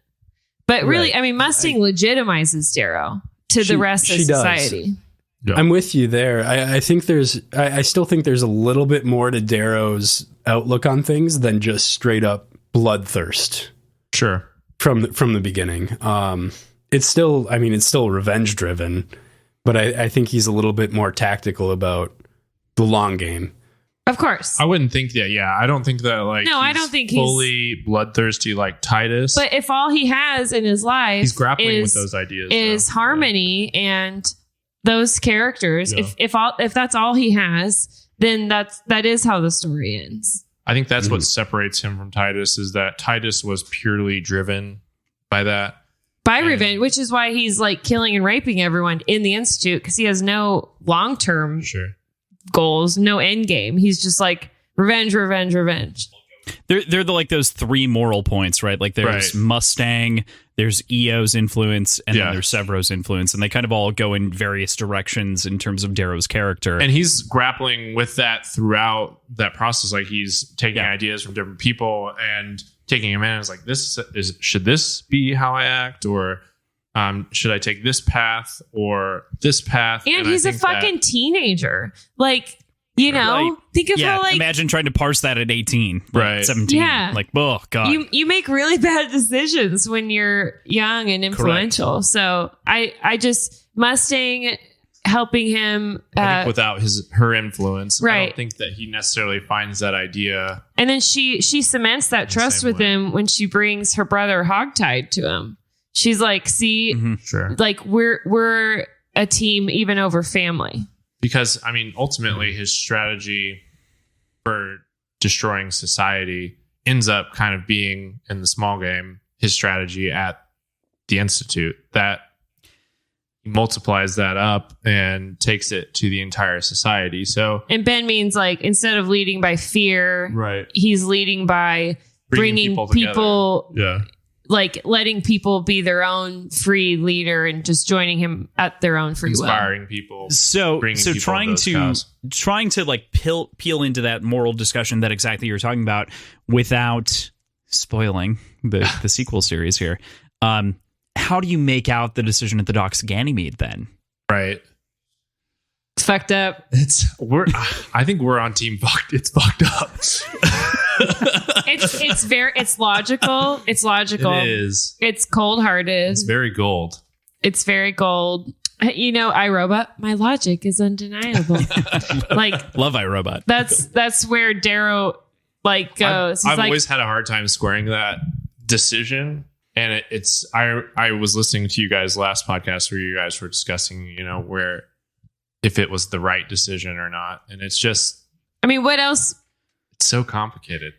What if he didn't do it? Yeah, exactly. Like then we'd have the rim on our asses. They don't get away. Yeah. You know, there's probably billions of more lives lost. So it's like, there's another deal that might happen behind Darrow's back that would stab him. Although that doesn't feel like it's in character with the Rim Lords. They feel like they're very.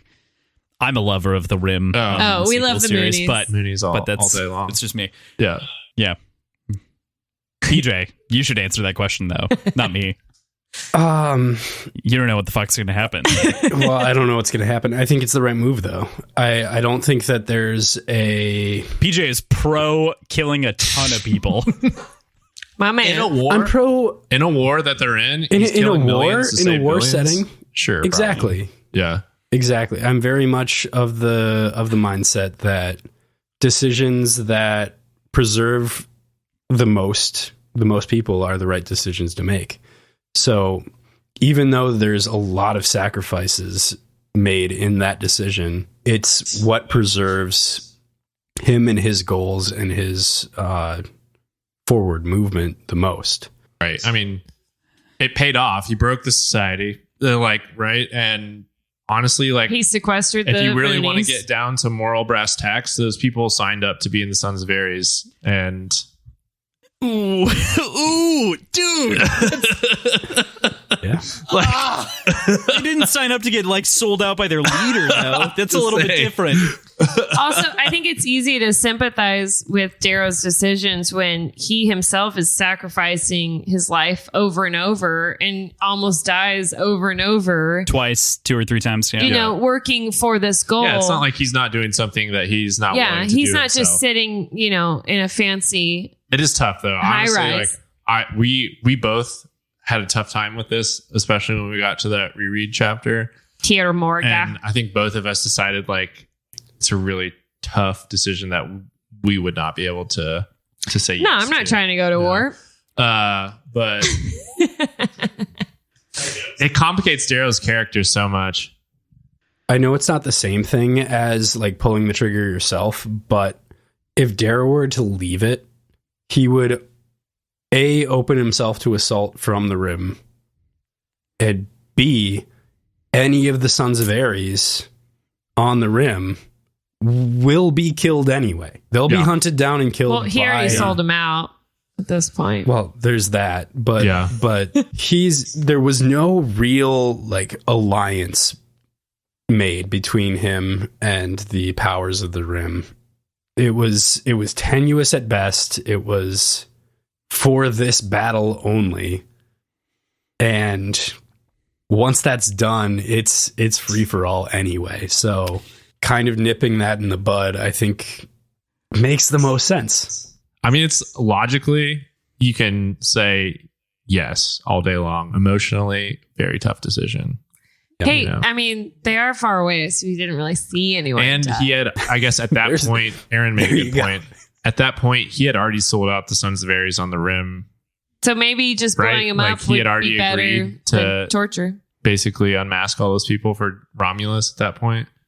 So, I don't know. I think he had already kind of made his bed. I still find it really interesting that Romulus, being like historically tied to the story of Romulus and Remus, and very connected to wolves was the name of the Rim Lord. Yeah, there's a lot here that I'm thankful for that I get to hide my face, because I know that there's a ton of things that come out historically, especially in the second series. And I don't know how deep you guys have listened to our podcast, of course, but I dig in a lot. And I've been very careful to not try to retread things that you guys covered on your breakdown episodes. Oh, yeah. Because I think that you guys do a great job of breaking down some of those individual points, and there's no reason for us to. That's all Heather. That. Yeah. Well, thank you, Heather. Yeah, shout out Heather. Yeah. Dude, I'm a Heather's, student of the Stoics. Heather's the real MVP. No joke. I've messaged Heather a couple of times and been like, wow, I can't believe I missed that. A couple she's of so different fucking times. good. It's crazy that she's like And 19. she turns in her work like 2 weeks early. Amazing. Don't tell Crossland that like you can get other people to do things ahead of time, because Crossland writes the outline for the episodes, and then day of, maybe hour of recording, I'm like, all right, I'll take a look at this. I'll see what we're talking about. I mean, I'm just here to be. Again, the duality of our podcast, it's never been clearer. I'm the personality. But I was going to say, Heather like really legitimizes those character studies with the historical. Because like, so good. I mean, it's funny. Ben and I, when she's not on, we'll read what she writes, and I'm like, I don't know what the fuck that word is. Like, she's a freshman in college, and she's so much smarter than us. It's crazy. She's incredible. Love Heather. What up, Heather? Hope Princeton's treating you well. Shout out to Heather. Been absolutely fantastic, of course, following those, and I've been cautious to not retread the same points. Yeah. There are even times where I'll be like, I'm pretty sure they got referenced, and I was like, okay, I'm not gonna put that in my notes. We probably don't remember, so it's okay. Well, that's fair. My point is, for people who might listen to both, Yeah. I want to be like, blah, blah, blah, it's the same point. I already heard this, so it's yeah. Hey, great it's an interesting- minds. Right. Heather, I have your number. That's your Instagram handle. Really, if you need her number, though, we have it. Oh my god. So let's talk about the color hierarchy for a second. I think that's interesting. Where do we claim to land on this spectrum if we think about ourselves objectively? Objectively, I'm not capable of that. So I think it's only fair. I think that this is actually maybe the fair way to do this, and I didn't parse this beforehand, but I think Erin has to call out Ben has to call out Erin, PJ has to call out me, and I have to call out PJ. That's the only way that this works, right. I think. For it to make sense, right? So if we think about it that way. Let's Aaron's do it. definitely gold. I mean, that's extremely easy to pick out. Aaron's Because a I'm gold. heartless. Because you're a noble and you just sit above and you're like, yes. Wait, am I a pixie, though? You're definitely a pixie gold. Yeah. I knew it. I have no real survival skills. No, you would, but you would love to be rich and hot and powerful. And fly. Yeah. I mean, sure. Fly in like the literal flying sense, or like fly Like on as in some like grab I'm boots? the sickest. Both. That one scene in Red Rising where there's like the gold with the grab boots and he's got like two girls hanging off of his The feet. only regular gold we see outside of Pliny in the entire original trilogy. Oh, What you the guys brought fuck? that up. Anyway. I was listening to that podcast where you guys brought that up, and I was like, "That's a really good point." There is no There are other. no regular golds. There I are hadn't no thought about regular that. golds. There's no non-peerless golds that we hang out with. It's Except true. for Pliny. Yeah. My view is skewed. Maybe you know? Tharsis. I don't know. Maybe like I guess that's yeah. Well, Yeah. Tharsis is in Morningstar, so it's okay. Yeah. Yeah. But I think he's a peerless. I think I think he would even be. say- Yeah, he would be. Yeah. But maybe the people he's hanging out with, maybe not. I don't know. Yeah. So, I mean, I'm cheating a little because Ben labeled himself a blue, but I mean, I can really see you flying that ship. I'm also cold and emotionless. Yeah, Yeah. sure.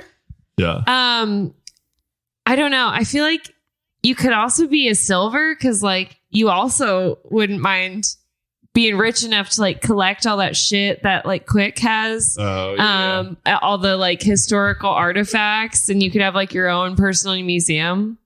I don't know. That would be right down my alley for sure. You could be like a Bond Tracks. villain. Yeah. right? Quicksilver's got that vibe for sure. So, both. Blue or silver, I'll take it. PJ, you have to go first here. I was actually going to say silver for Crossland. Not necessarily from like the money grubbing aspect of it, but more from like the respect of history and sort of the charismatic sales aspect of his life. Fuck you. Are you an accountant? No. He's not an accountant, no. I'm an account executive. I deal with like large hospital systems. Nice. But like I would like to do nothing with sales. I'm okay at it. So that's why I'm here. Crossland is dripping with charisma when you meet him. Like he knows how to talk to people better than anybody I've ever met in my life. Definitely a silver quality. I see it. I see it. Yeah. Would you have the, I don't know if this is a spoiler. I would have pinned myself as a violet personally, but okay. Would you have your own little personal floaty thing? I'm trying not to spoil anything. Would you have your own personal assistant? Security robot. I think I need it if that makes sense. I don't keep that good a track of things, so like I don't feel like I'm a silver for that reason. Like I'm not that meticulous. I get lost in specifics. Okay. I would need a robot, yes. So PJ is either a green or a blue, and I lean towards a green. Just saying. PJ Why? is a very heavy engineering bent and a problem-solving bent towards a lot of atmosphere, and I know that we don't get a whole lot from greens, but I have no idea what greens are. Green or orange, both. Yeah. Right, exactly. And that's where I go blue, green, orange. Like they all kind of fit into the same kind of blend. Right. It's probably closer to orange actually, because PJ interacts more with physical things. You have to shave your beard and just have a mustache. Yes, I've done you that. You'd be Scyther. Oh, wait, is Rolo find an a orange? picture quick. Rolo is red. Yeah. Oh, Yeah. fuck. I keep the thinking goat. of him as an orange. No. Just kidding. You can keep your goatee there. Yeah, I think I would pin PJ as an orange or a green. Nice. And maybe a blue distantly, because there's that like cold, emotionless side of things that happens every once in a while. Peter's like, yeah, that person died and they're dead. And I'm like, And they are do you want dead. to say anything else? He's like, nope. And I'm like, wow. PJ could read an entire like very emotional set of obituaries and be like, cool. I mean, he didn't cry when Ragnar died, so that's all I needed to know. Oh, that's pretty. So that's my point. He's like, yeah, the dead need to die. Yeah. You know, the old People die. They're going away. It's a PJ opinion from Crossland. Anyway, I don't know if you guys heard me like my dissertation of the Deadpool, but I just expected everybody to die, and it was pretty emotionless. Well, that's like comedic death. PJ was like, what was her name? Deanna is definitely going to die of a second stroke. Like definitely going to die from a second stroke inside of this novel. Cavax is going to end up being brain dead through a number of concussions. Wow. But Sophocles will still be very alive and taking care of him. Wow, it sounds like you nailed those all on the head. Yeah, PJ is maybe a tinge cynical. Hey, it's a good place to be when reading Pierce Brown. Yeah, it helped out. It helped out quite a bit. It's a good preparation. If you want to see me without my beard and just with a mustache, I posted that on Drunk Shit Posting. Oh my god. Is this like a regular thing or No, take it away. Wow. That's like this changes everything. for Dude, me. you're like a hipster fuck there. That's crazy. That's why I took that picture. PJ could literally be anything, which is why he is also simultaneously a gold because of his natural size. He's the shortest of his cousins around him that are of this same age, which is nuts because he's 6'7". Yeah. So that means that everyone else is above that, including some cousins that are taller than 7 feet. So basically you're Obsidian. Yeah, he's like nuts. Yeah. I'll take that. I will say the mustache photo, now I believe that you do know what you talk about with whiskey. I was going to say, I feel like that person's going to serve me an IPA. There you go. Like PJ has worked at several breweries. yeah. I've been a professional definitely a brewer for brewery several stash. Like, years. you want to talk to me about IPAs? I mean, would. I'll talk to you about any style of beer that you enjoy. I've worked as a professional brewer for a couple of years. Nice. I've homebrewed since I was like 19. Like, Yeah, we did that when we were 19. That was hilarious.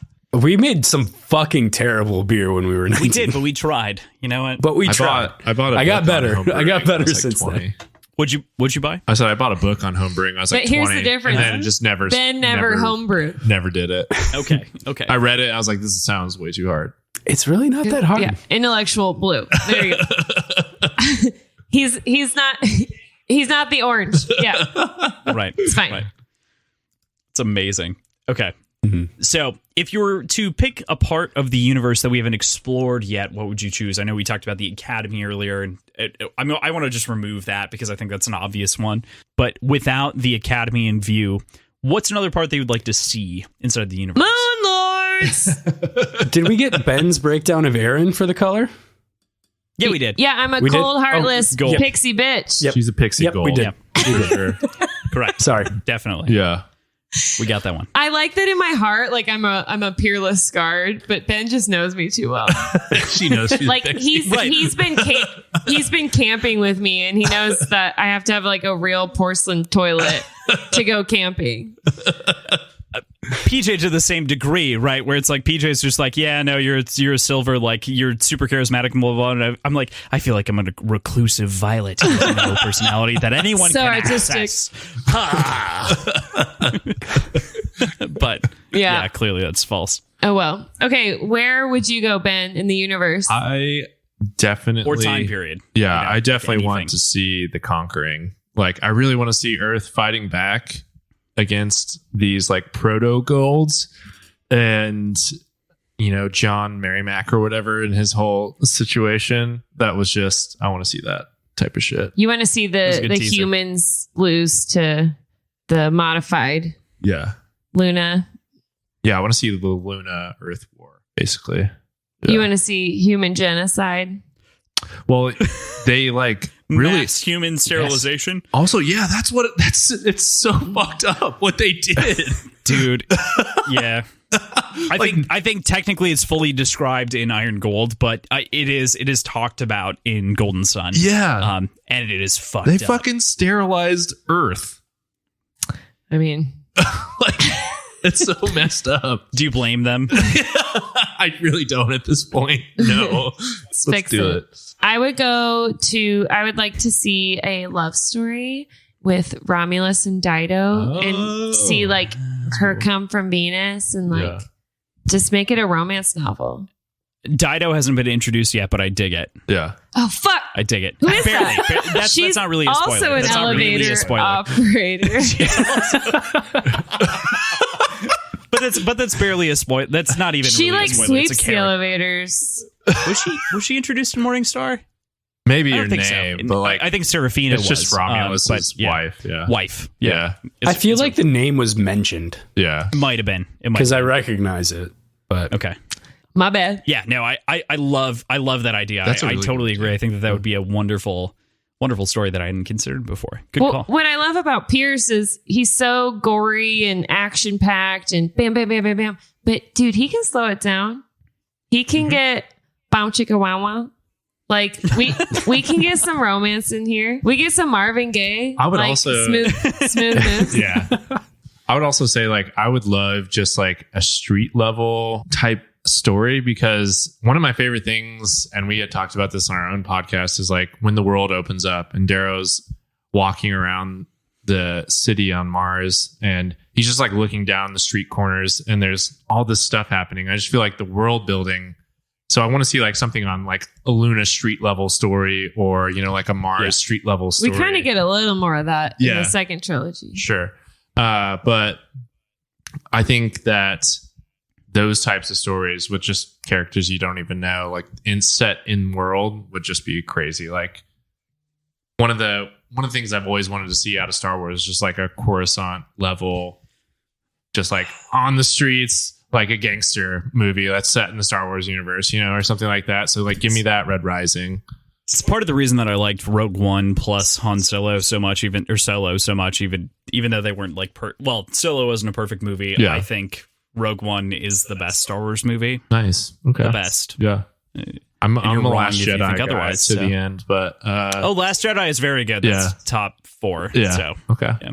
I like Rogue One. I think it's a little bit of a mess at the beginning, but it's good. Well, it's just a dark fucking movie. It's Yeah. the darkest thing Disney's ever put out. So it is very dark. As far as the beginning goes, I got 10 minutes into Rogue One and turned it off. I haven't watched it since. Fuck you. I'm still so upset about that. I do think it's tough that they go to like 6 different locations in 15 minutes.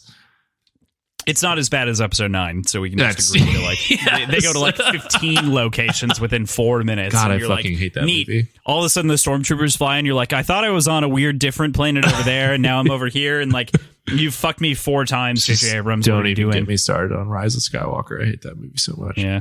I like them all. We're already there. Erin's just having Good for you, Erin. Just having a I'm good so time. jealous of her just I having a wish I great could be time at so the movies. happy about it. I know. I'm My like, brother is that way. pew, pew, It's so love unfortunate. it. Let's go. We're all Midwest folks for the most. Right. We're all from the Midwest, so We drive 6 hours to get one to go beer. anywhere. 6 hours isn't that bad. To go anywhere. It's amazing. Like when I lived in New York, they're like, "Oh, it's like 3 hours to go to Boston," and I was like, 3 hours is nothing. Yeah. From Yeah. Minneapolis to Duluth, like that's 4. Yeah. And that's the closest major city. Right. Neat. Yeah, I was so surprised when the Yeah, first time I pretty drove to Minneapolis, and it's only like 6 hours away from Kansas City. I was like, that's fucking easy. Yeah.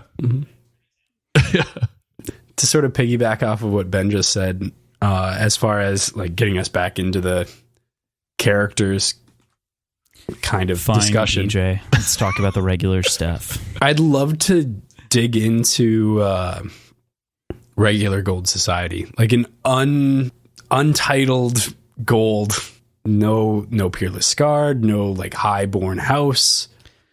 So there still is like a society above them, but they're still technically the pinnacle of society. To see what their day-to-day life is like. Yeah, I want to see the ignoble gold, right? Like Pixies. that like mid class. Yeah. No, I want to see the mid class. I don't want to see pixies. I don't want to see bronzies. I think you're Yeah. a See that, like, pixie weird- unless you're a I want to see those peerless, middle though, right? managers, Like I want to see the like, yeah, I like manage a couple of like 4 other silvers that are like in charge of this thing, and then they manage a bunch of mines and whatever else. That's like, what I was thinking about when Or you guys even were. like Lorne's ideal life. True. Yeah, he's you just know. chilling. Yeah. Just chilling with your family and your griffins, like whatever. Oh, Lorne hurts me Just so like- deeply. He probably has vineyards making some Yeah. wine. Basically, PJ, it's like your life.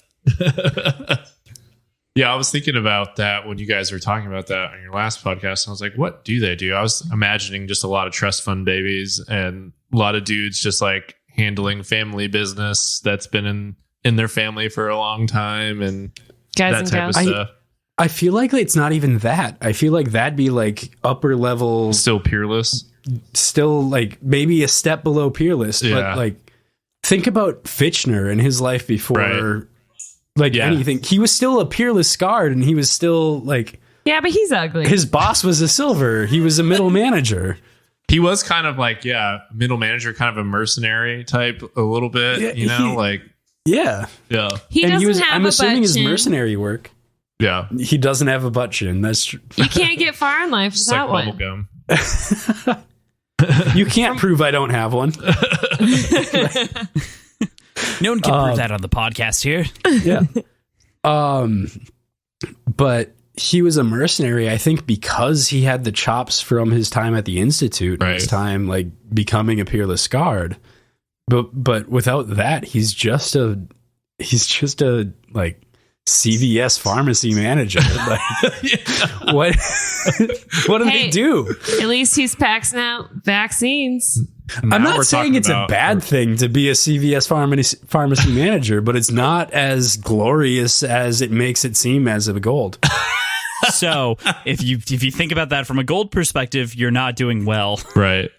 Right. Exactly. Like, does does the gold class still operate on the same like capitalistic ideas, or are they truly so much higher that they like don't money is not real to some degree to them? I think it's more breeding, unless, I mean, obviously you need assets, but it's more about your lineage and who your parents are. Dude, you know, for sure, yes. It feels very much like America, being the optically the pinnacle of the world, whereas like what you're seeing is the elite of the elite in the media, and it's not like that. America plus a monarchy with isn't like the family with a queendom. yeah isn't like the family that Darrow basically like he came from as a gold. They were just like managing an asteroid or something, right? Like they were in charge of like an Andromeda, asteroid, a series of asteroids. It was like an asteroid, and they probably weren't asteroid fearless. belt mining operation or something like that. Yeah, and they're like, how did this like? And I'm sure they weren't peerless because he was just like, everybody was like really surprised to see where he came from. And they're like, really? You're in Andromedas? Why are you so like tall and smart and hunky? You're like a hayseed, right? You know, basically like you're from Podunk. He's from Kansas. Yeah, basically. But I mean, it was still a well enough renowned Kansas folks. It was still a well enough renowned house that they had a recognizable like sigil. Right. Like they had a house animal. Yeah. Pegasus, which fine. Pegasi are cool. Right, but they're well, all right. I'm all for by the way, it was like Griffins aren't real, and then I was like, wait, no, they aren't real. Yeah. In case you weren't aware. Yeah. Pegasus are cooler than unicorns because they can actually do shit like fly. Yeah, they can't stab people with their heads, though. Unicorns have a magical horn that might murder something. So let's get serious here, Aaron. I'm a real big fan of the murder horn. I'm a real big fan of murder horns. Quick story that elephants are sick. Quick story that you don't want to hear. When I was in high school, I rode a horse in the Mulvane, Kansas parade, and I put a horn on him, and he was a unicorn and I was a fairy princess. And I just want you to know that legit, I did that. And everyone else in the parade was a cowboy with like spurs, Western hats. And I was a fucking fairy princess in the Mulvane, Kansas parade. I'm so happy. That's incredible. Yeah, that is absolutely insane. Did you tear the parade down? Was everybody really impressed with you? I think they were like, there's a weird horse girl, which I was. Nice. I think that's a pretty good assessment of that situation. There goes a weird horse girl. Interesting. Bold choice. Bold choice by the fairy girl. Bold choice for the weird. Yeah. It's fantastic. It's awesome. I'll have to find a photo for you I guys. love that somebody else is getting a podcast with Aaron for once. Oh, it's like anarchy. Just no. Well, that's our entire show is mostly anarchy, and then we edit it down to like be mostly coherent with a lot of anarchy. And Ben is like, this podcast is about the books Red Rising by Pierce Brown. But if you send us a picture of that and you allow us to, we will use that as like the the advertising picture for this podcast. Please. Welcome to, of course. Nice. You'd find one. Excellent. I'm so stoked for that. I won't look now. So we actually have a question from one of our a fan that actually overlaps between the two of us, who has contributed to a number of the questions and things that I have talked about with PJ, Kyle, and otherwise. Celine has been a gracious steward and helpful for us. She's worked kind of on our end as our Heather for a lot of different things. I refer to her consistently as the morality junkie because she just like dives in a lot of these different things. So anyway, she wanted to ask, how different were your expectations at the beginning of the series from where they are now? Like, how did that change over time? How do you see that shift happening from book to book to book without talking about the sequel series? Yeah, I was going to say, I have to think about that for a second. Right. in the context of the So trilogy. trying to remember, baby, Red Rising, virginal Erin. When I first read it, I'm pretty sure I didn't know what was going to happen because I didn't research the book at all. Ben was just like, here's this book. You should read it. So Go ahead. Just like you guys like. And I was super shocked when all of a sudden there was the worlds were terraformed already. I feel like I kind of went through all of that with Darrow. So if I start from before all my rereads, everything was kind of a shock. I think that I was expecting more of a Hunger Games style type war against this society instead of as much infiltration as Darrow does, and he really becomes a part of Gold Society in that second book. And I mean, I didn't know he was going to become a gold. I don't know. Right. This question's hard because I'm just thinking about my expectations once Red Rising ended and then how it changed. As they progress over time. Yeah. That's right, okay. right. So, I was definitely not expecting the world to open up as much as it did in Golden Sun. And then, no spoilers, but my expectations changed a ton when we got to the second trilogy and we get different viewpoints and it opens up even more. right. And then, it really snowballs into a huge universe. Yeah. So thinking about it, Fantastic no spoiler point. yeah. Good work. Good work. Thinking about it, I definitely didn't expect Golden Sun to open up the world so much. And then once it did, at the end of Golden Sun, my expectation was hey, we're here. We did it. We're gonna I thought Darrow was gonna become an imperator at that point and tear it down that way. And then I totally got thrown for a loop by the betrayal. So I had to reset all my expectations at that point. And then coming into Morningstar, I definitely didn't expect to start in such a dark place. And especially with Darrow mentally being as fucked up as he was. And I remember going back through and then or reading that book for the first time. And then Darrow's rebuilding himself. And I wasn't expecting that, but it made a ton of sense, as I was reading it. And the way that he took the society down to infiltrating Octavia's lair and that kind of thing, that to me, I was expecting much more of a large scale battle on par with the Battle of Ilium or something like that. So I think that constant subversion of kind of my expectations, especially at the end of Golden Sun, where I'm just hey, we did it. Yay. And, Right. and then just being crushed, just absolutely stepped on at the end of that book.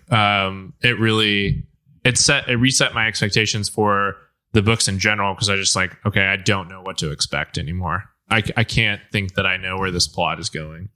Good. From that perspective, it also tracks why you're a fan of The Last Jedi, like I am, because at the same point, it throws away a lot of the expectations you have over the shoulder, like a lightsaber might go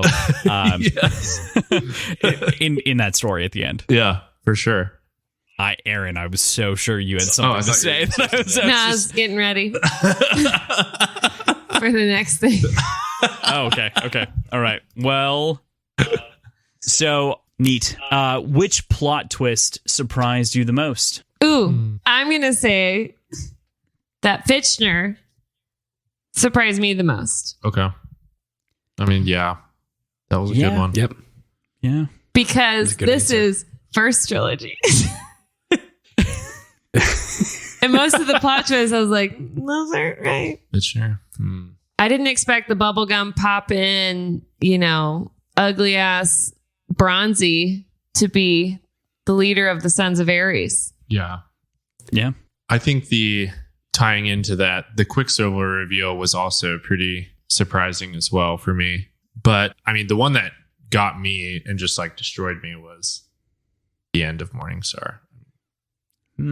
I fell for Golden that. Sun? Morningstar. Yeah. Yep. Yeah. Which part? Where Oh. Cassius Severo? shoots Severo. Yeah. Oh, Because the snake bite? that destroyed me because I was a Cassius fan at that point, and so I was just like, no, You're so like Cassius buddy, fan. like no, let's not. We can't do this. Not It's my like, Prince Charming. So now I'm gonna have to like not like this guy, you know, like that. That was really tough for me at that moment. So Fair.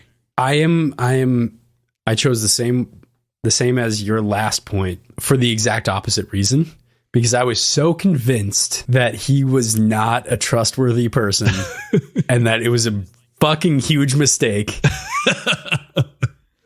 And I felt so validated Yeah, by that, like, that's awesome. by that action, and then had a week to just sit on it before I got to read the next part. Which is your own fault.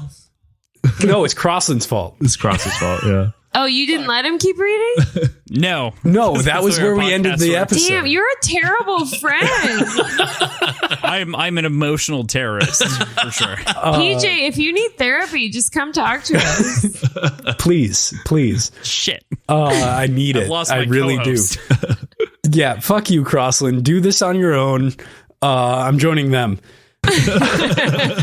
No, but I was so convinced that it was a mistake, and I felt so validated by the fact that there was this betrayal, or not betrayal so much as Darrow took a risk and it didn't pay off. Yeah. And then it was the next couple pages where it like came back and you realized it wasn't actually what it was. But for me, it was a giant gap. So I came in, I'm like, oh shit. I put my foot in my mouth on this one. But it really did catch me off guard, and it really, like, that was the biggest surprise for me, was the fact that Cassius did technically turn on what he was believing in the entire time. I think mine was it will forever be the dead horses. The dead horses will forever be a moment that like shocks me to the core, because I think in a number of ways it changed the series. That was like, Wait, did it change the paradigm? it did change the paradigm. It shifted the paradigm. The paradigm changed. Hazard Badland, the whole thing.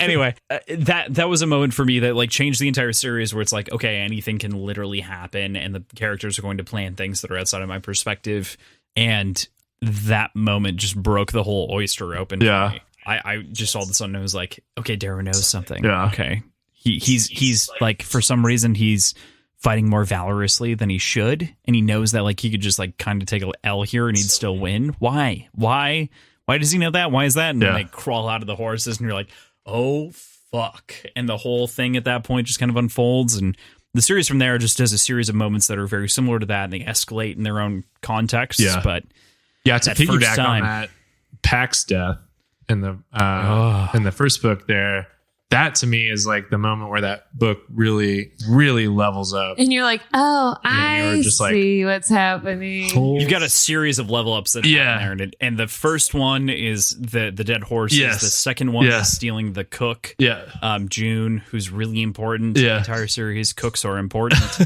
Just like elevator operators. Right, exactly. Exactly. It's the exact same theory. I'm so glad I got PJ bought into the idea that meals are super important in the series early. PJ was just like, oh, do I need to be looking for cooks and like meals? What are they eating? Like spaghetti? The on real on spoiler ice? will be when he realizes there are a lot of elevators. We're not lying. I mean, it has been a long running, I don't know if it's a gag. I really don't know. I can't tell if it's a gag that cooks were the theme of the first trilogy. Well, the first trilogy is over now. So We like, dealt what do you with think? so many cooks.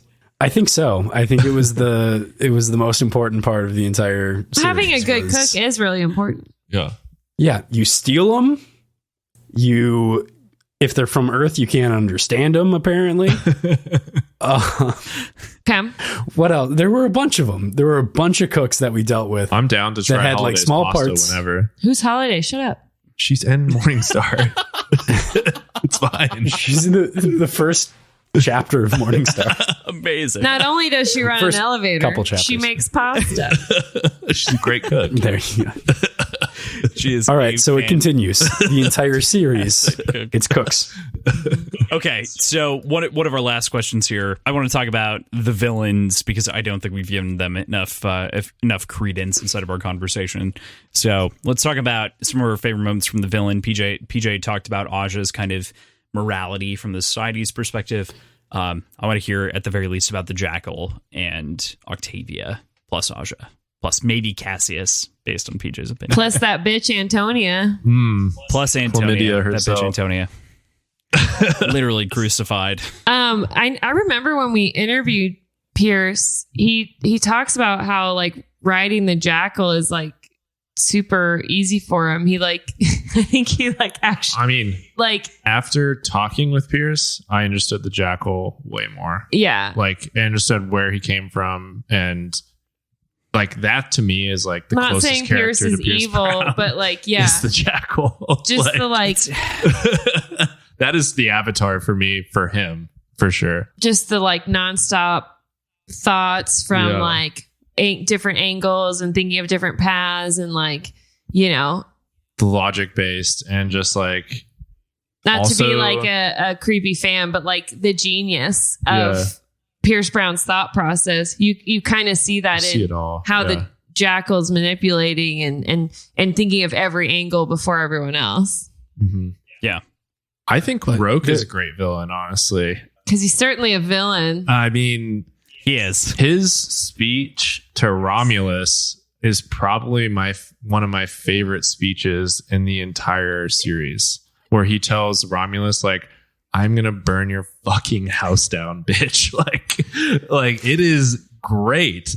I love that moment. bold. Yeah, and He doesn't even have his shoes on. and he does he's it threatening so murder. perfectly. Yeah, he does it so I threaten perfectly. people with socks on all the time. I don't know what you're talking about. If I were threatening murder, I would need shoes and a sports bra at minimum. Like I would need to be ready to fight.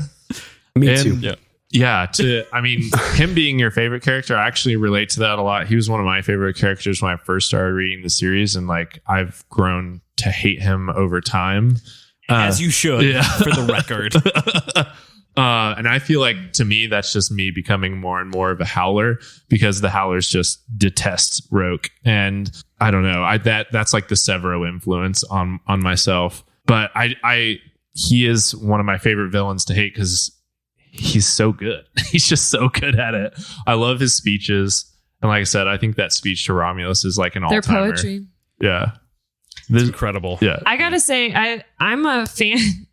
Villain wise, can't say Apple, so I'm gonna go with Nero because he's the big baddie from the start, Mhm. and I love the fucking pet lions. That's super Bond villain. And he's the ultimate baddie. I mean, he's got the power. He's always seeking more power. Yeah. He's got Darrow under his control for now. And obviously Darrow hates him, but then he respects him still, even though he killed his wife and him by proxy. One of my favorite images will always be Nero on a spaceship with a lion and like the window. Stars and spaceships going on. Like, I just love that. He's a super visual. Bond I villain. know, It's great. Great. You know, Just and, like and Ben. he's the one who gave us the Jackal and Mustang. I mean, And Darrow, arguably. and Yeah. Darrow, but it you know, like these are some crazy genes we got here. Fair. So Fair. gotta give I've Nero also a shout out. got to shout out Octavia. I like her as an overarching villain a lot too. She's just very nefarious and just so cold-blooded. And you see the weird different sides of her with like the propaganda media So of her, calculated. like you're a pioneer, and Yeah. then you meet her again. You're like, oh fuck, this old ass bitch. She is just ruining knows our what lives. she's doing. It is. I don't know if you guys have read much Neil Gaiman A little bit, yeah. at all. Okay, so American Gods. Yeah. There's a character inside of the story, Media, who's Octavia is media to me in a lot of different ways, which is to say that like able to manipulate people and kind of take advantage of a lot of those things and change to whatever the mantra is at the moment. And I just can't help but feel like he was inspired by that at the same time. Interesting. Yeah, I like that. Almost connection. the same character. Yeah. Yeah. I definitely understand what you're saying with Octavia. Yeah. I think I'd have to say it's shorter lived than all of the other ones that we've mentioned so far, but I love Titus as a character. Titus? Yeah.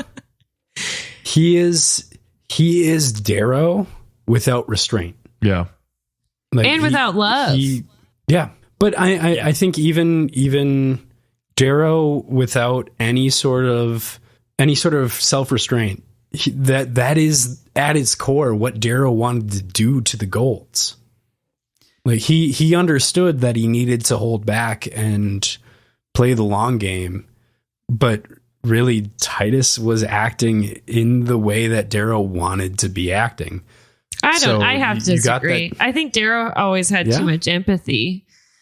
You know, I don't think Darrow wanted to be raping and torturing the Golds. He just wanted to kill them all. Yeah, right. He wasn't in for the torture, but he was in for the he was the Golds. in for the absolute destruction. Cleanse them. Right. Kind of a mentality. Yeah. So, but being able to sort of see that realization of what unhinged revenge can look like. And from the same upbringing. In death. It doesn't end in anything productive. Right. No, not at all. And the fact that he's Harmony's choice, plays into that a lot, like tells you a lot about Harmony as a character as well. Oh, talk about her as a villain. Yeah. Man, Don't PJ. go too far on that. Yeah. Just wait, man. Just wait. I am really curious. Something that really didn't get addressed is the final interaction between Darrow and Titus. That's before we knew that everything was filmed and everything was like observed because of the rings. Interesting. So we don't know necessarily what the higher ups understanding of the bloody damn like call out from Titus would have been. And that never gets addressed. I really wish there was some sort of resolution there. That's one of the things from the first book that I really wish had a little bit more resolution.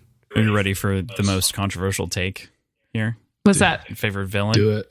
My favorite villain is Lorne. I think that Lorne is a villain throughout the entire series. I think that Lorne is morally correct, but tends to take the wrong side on everything.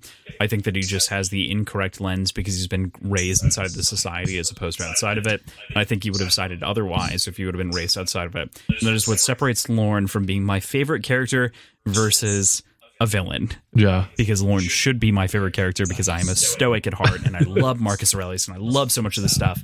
I've written for a lot of websites on this, but I cannot at the same time side with Lorne because naturally he has a base flaw, and in fact he is supporting the same suppressive repressive system at his core.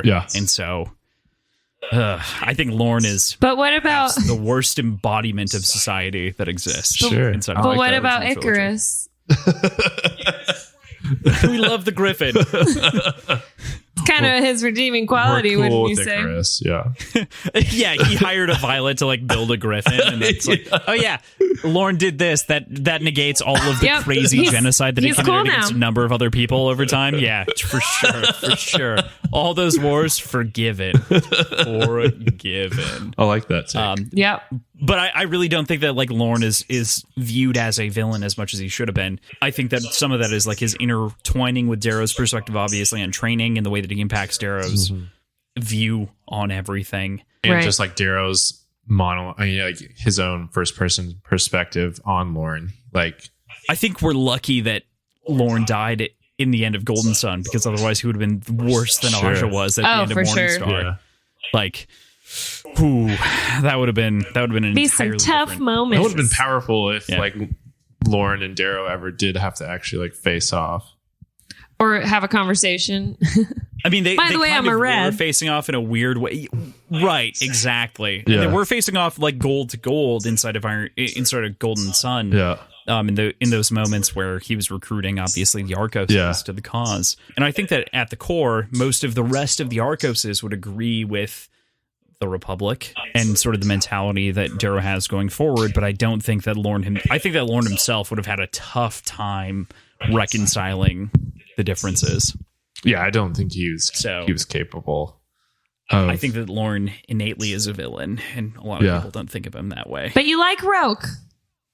I love Roke. Roke is also a villain. It's the darndest thing. I don't think He's it's. like an I don't think it's the same thing. I don't think it's bad to like a villain. No, I agree. I think, agree too. Especially in literature, I think it's. You do agree. You do agree with that, don't you? Don't say a damn word. Man. That is like people. I do think they screw that up a lot. Where it's like if you say you like a villain, like they think that you agree with everything that they do or something. That's. And I mean, Like, no, that's the what's fact that they good have about conflict is interesting. Right. Exactly. it. Shows it's good writing. We can like good Yeah. people and bad people, Yeah. and we can hate The Jackal- the good guy. Yeah. You know. Yeah, Right. the Jackal is one of my favorite characters in the entire series. Sure.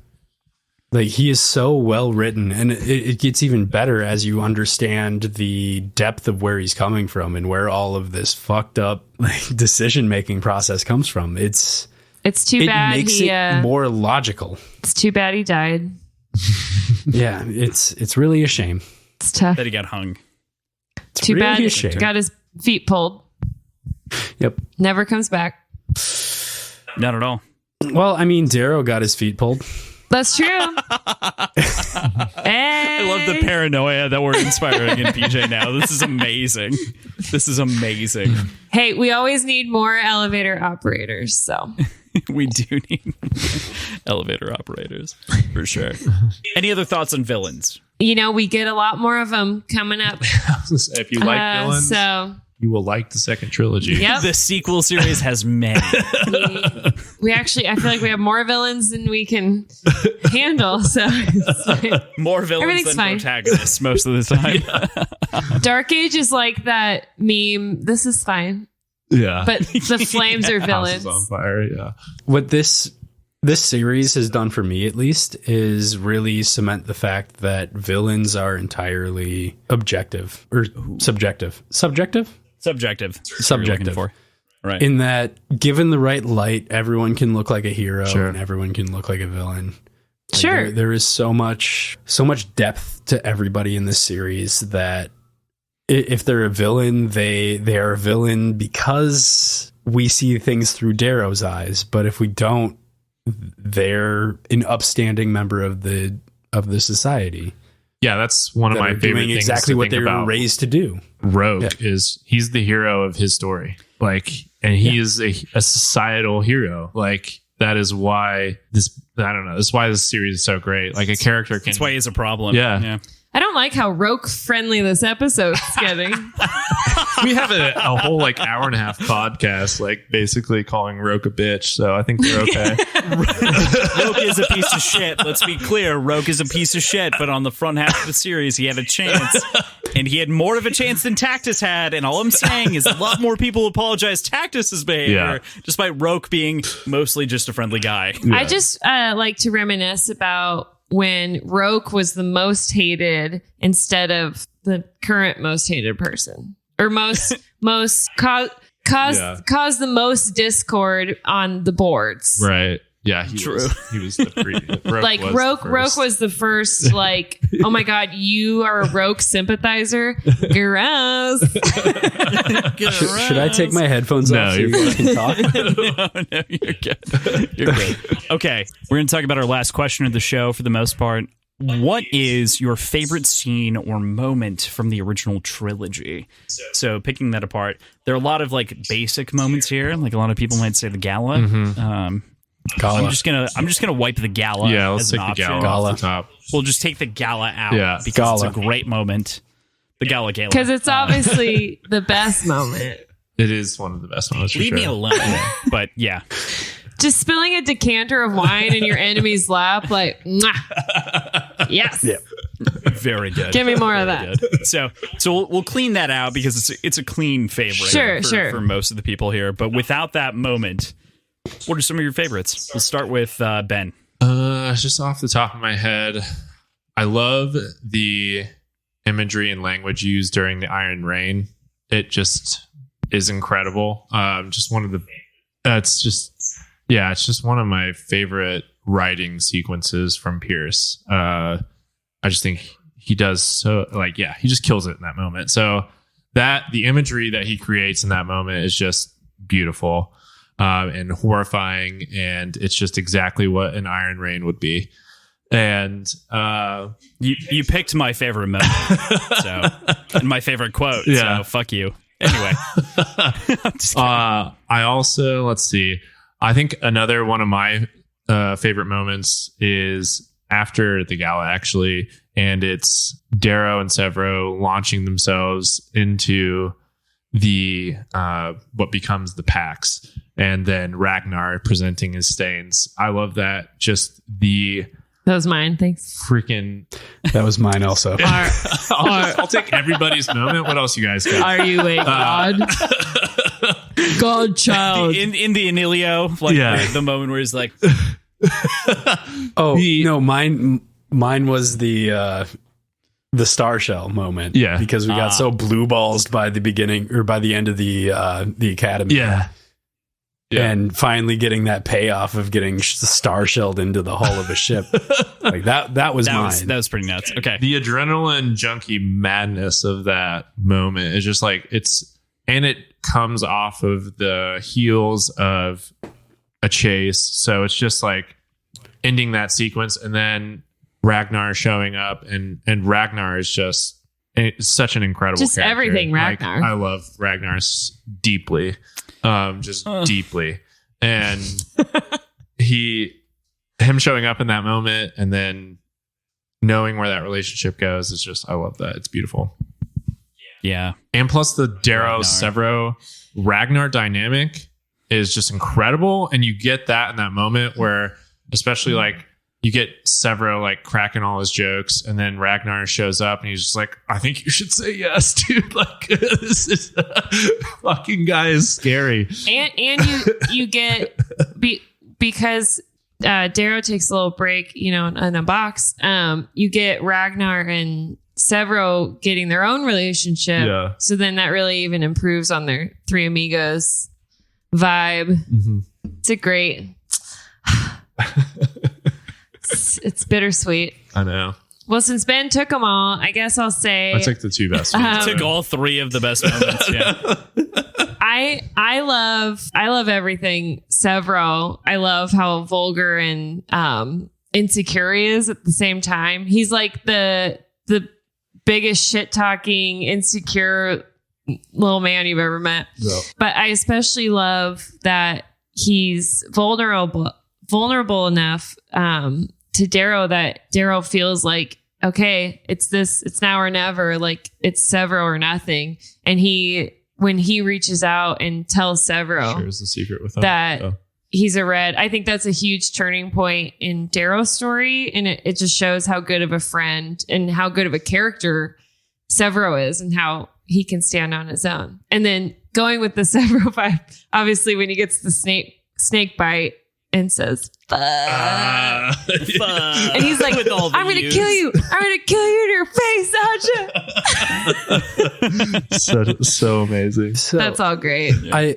don't want to step on it much because I think I agree with you for the most part, but there is one thing to kind of mention with what you brought up in that Darrow didn't choose to tell Severo that he was red.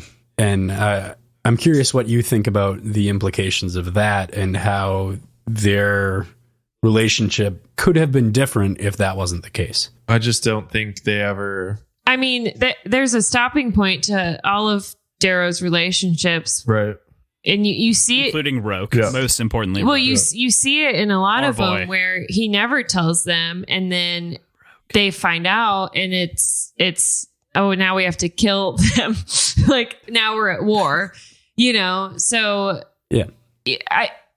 no, Darrow didn't choose in like, he knew that Severo knew, but he did choose to like tell the truth in that moment. He could have like tried to talk his way out. I like that Severo is like putting it on him. Yeah, Severo's like, what? Yeah. Do you have something to tell me? Because if you don't fucking tell me, I already know. You know, it's kind of one of those like either trust me and like say it to my face, or we're no longer friends and I'm gonna have to stab you in the back. I like that Severo Right. did that to him.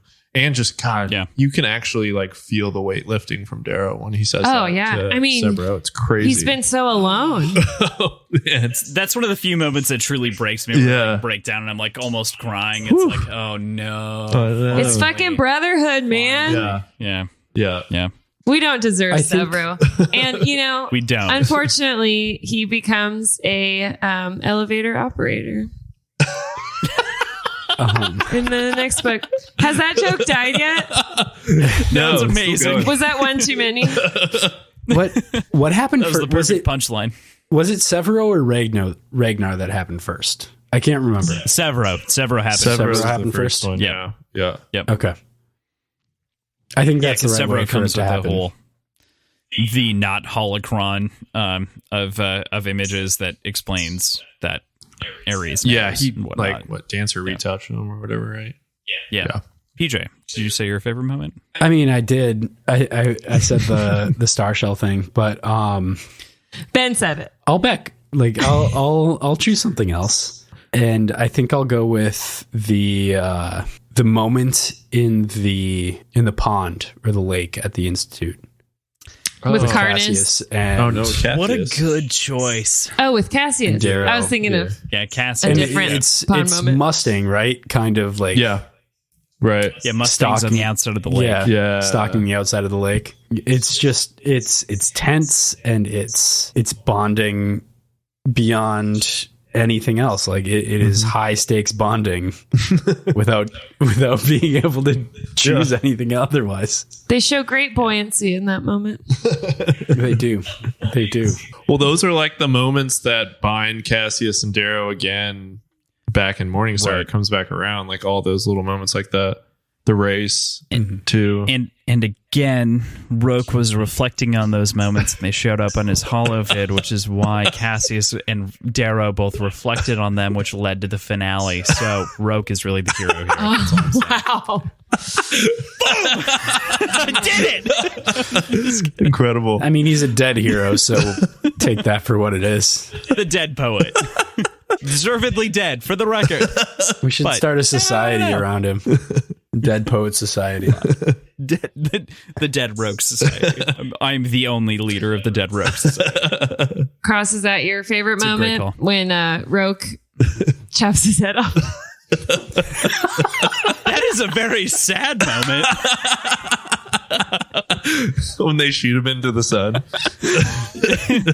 You know, that whole chapter I think is actually very indicative of I've talked about this on our podcast a little bit, but I think that there's a lot of poetry, and specifically what Darrow talks about in the poem that he reads when Roke's shot into the sun is that a betrayer, someone who appears to be a betrayer, could actually be the person that they need to show up in the end and revive themselves to show up and solve the problem, which is Shakespeare poem Cymbeline that I talked about in the episode. But yeah, I think that specifically, no, my favorite moment does not revolve around Roke.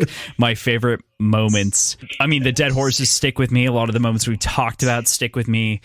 I think a moment that changes everything inside of my head is the moment when Darrow shifts and decides, instead of to make an emotional decision, to make a largely tactical decision and to bomb the Ganymede docks, is my favorite moment in the entire series. Because he Genocide's your favorite decides moment? he decides in that moment to forego other people's opinions, to push past anything and everything that anyone else believes. He is finally making his Severo level decision, where Severo said we need to kill, the enemies when we have the chance. He's making that decision for the first time. And I think that even though there are obviously going to be consequences that come from that moment, that decision, it is so important to his character and it is defining. where he finally decides to make those decisions. He makes them again after that moment inside of the room, inside of the Dragon's Maw, with Octavian and whatnot. Like he kind of like makes active sacrificial decisions, but not to that level. Fair. I like it. So It's kind of a dark favorite moment. Pretty dark. I know. I like we Only a Rogue sympathizer would pick such a moment.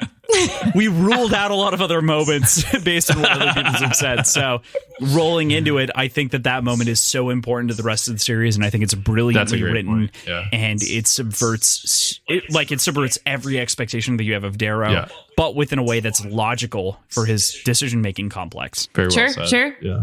Dear Morga. So coming from somebody who hasn't listened to you guys' podcast and knowing Crossland tries not to like retread on things that you guys have brought up, but knowing that you, Ben, are a history buff, have you guys talked about Horatio Nelson and the relationship between him and Roke?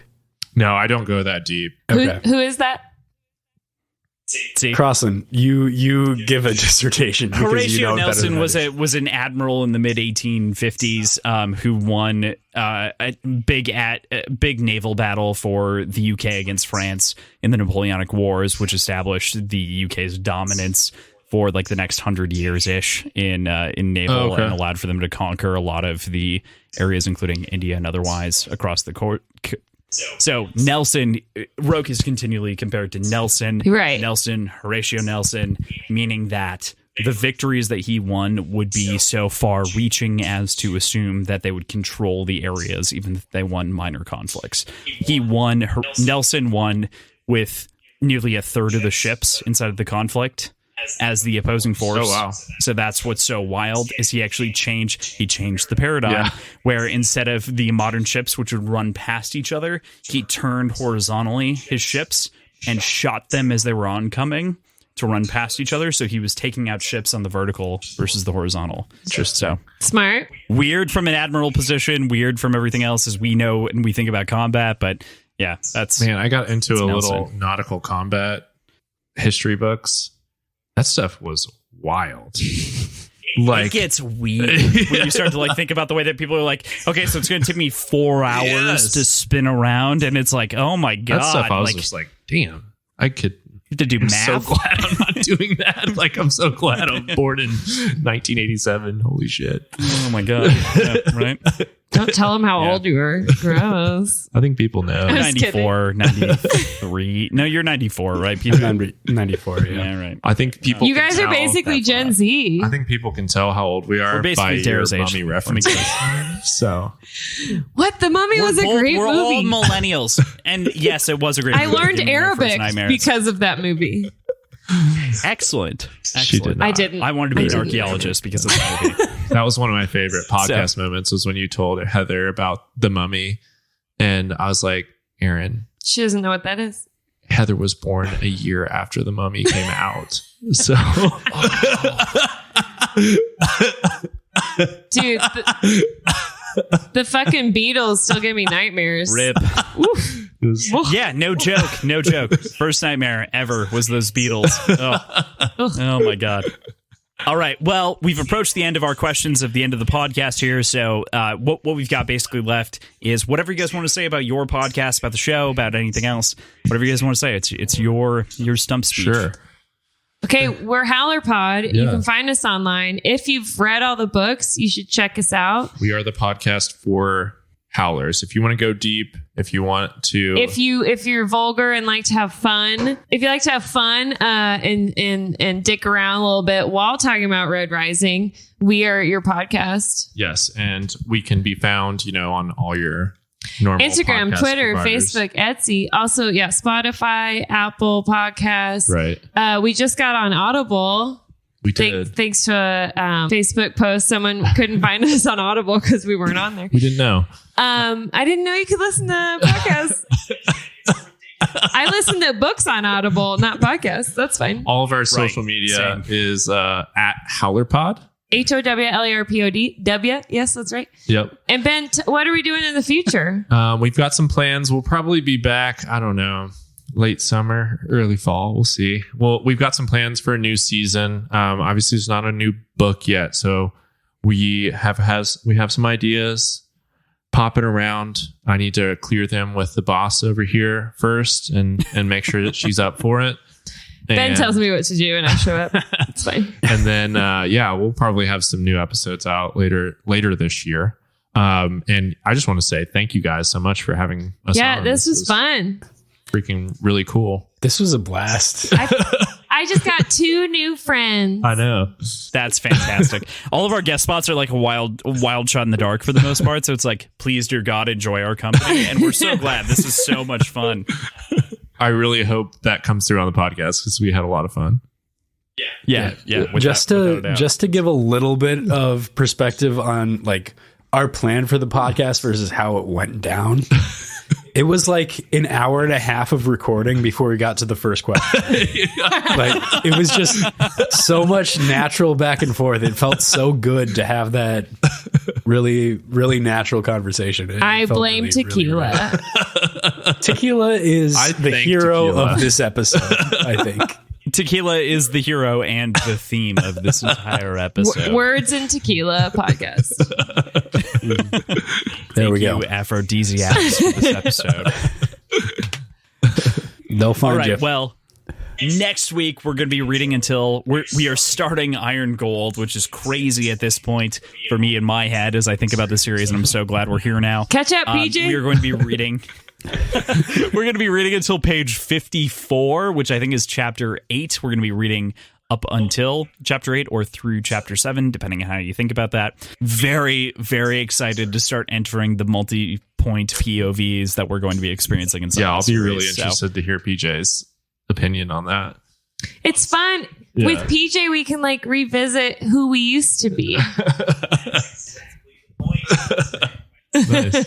I can be new again. Yeah. I remember when I was naive. Fantastic. We're very excited. All right. I'll just shit on that point with cynicism now, so So that's where we'll leave you for the week. Please continue to listen to us, to listen to HowlerPod, to give us some love on our respective social media pages. We are at Words and Whiskey on both Twitter Words and Whiskey Instagram. Pod. Words Whiskey Pod. You Words bastard. Whiskey Not Pod. Words and Whiskey. Words Whiskey Pod on Instagram and Twitter. I just log on to it. I don't look at what our tags are. Our website is wordsandwhiskey.show, where you can find us. We post all the pictures of our cocktails and anything else related to the show. If you are so inclined, review us on iTunes, Spotify, whatever else accepts it. Stitcher. I think Stitcher Stitcher takes does it? reviews. All right. Something like that. So Do that too. for Words and Whiskey, we have to say 5 stars only. If you don't give them 5 stars only, then we will give you an extra snake bite and you'll have a fucking heart attack and die. There you go. Thank There you go. for You that. heard it. You heard it straight from her. She'll do it personally. Aaron will kill is you. Brutal. With that, I will see you next week. Love you all. See you next week. Omnisphere lupus. Ow.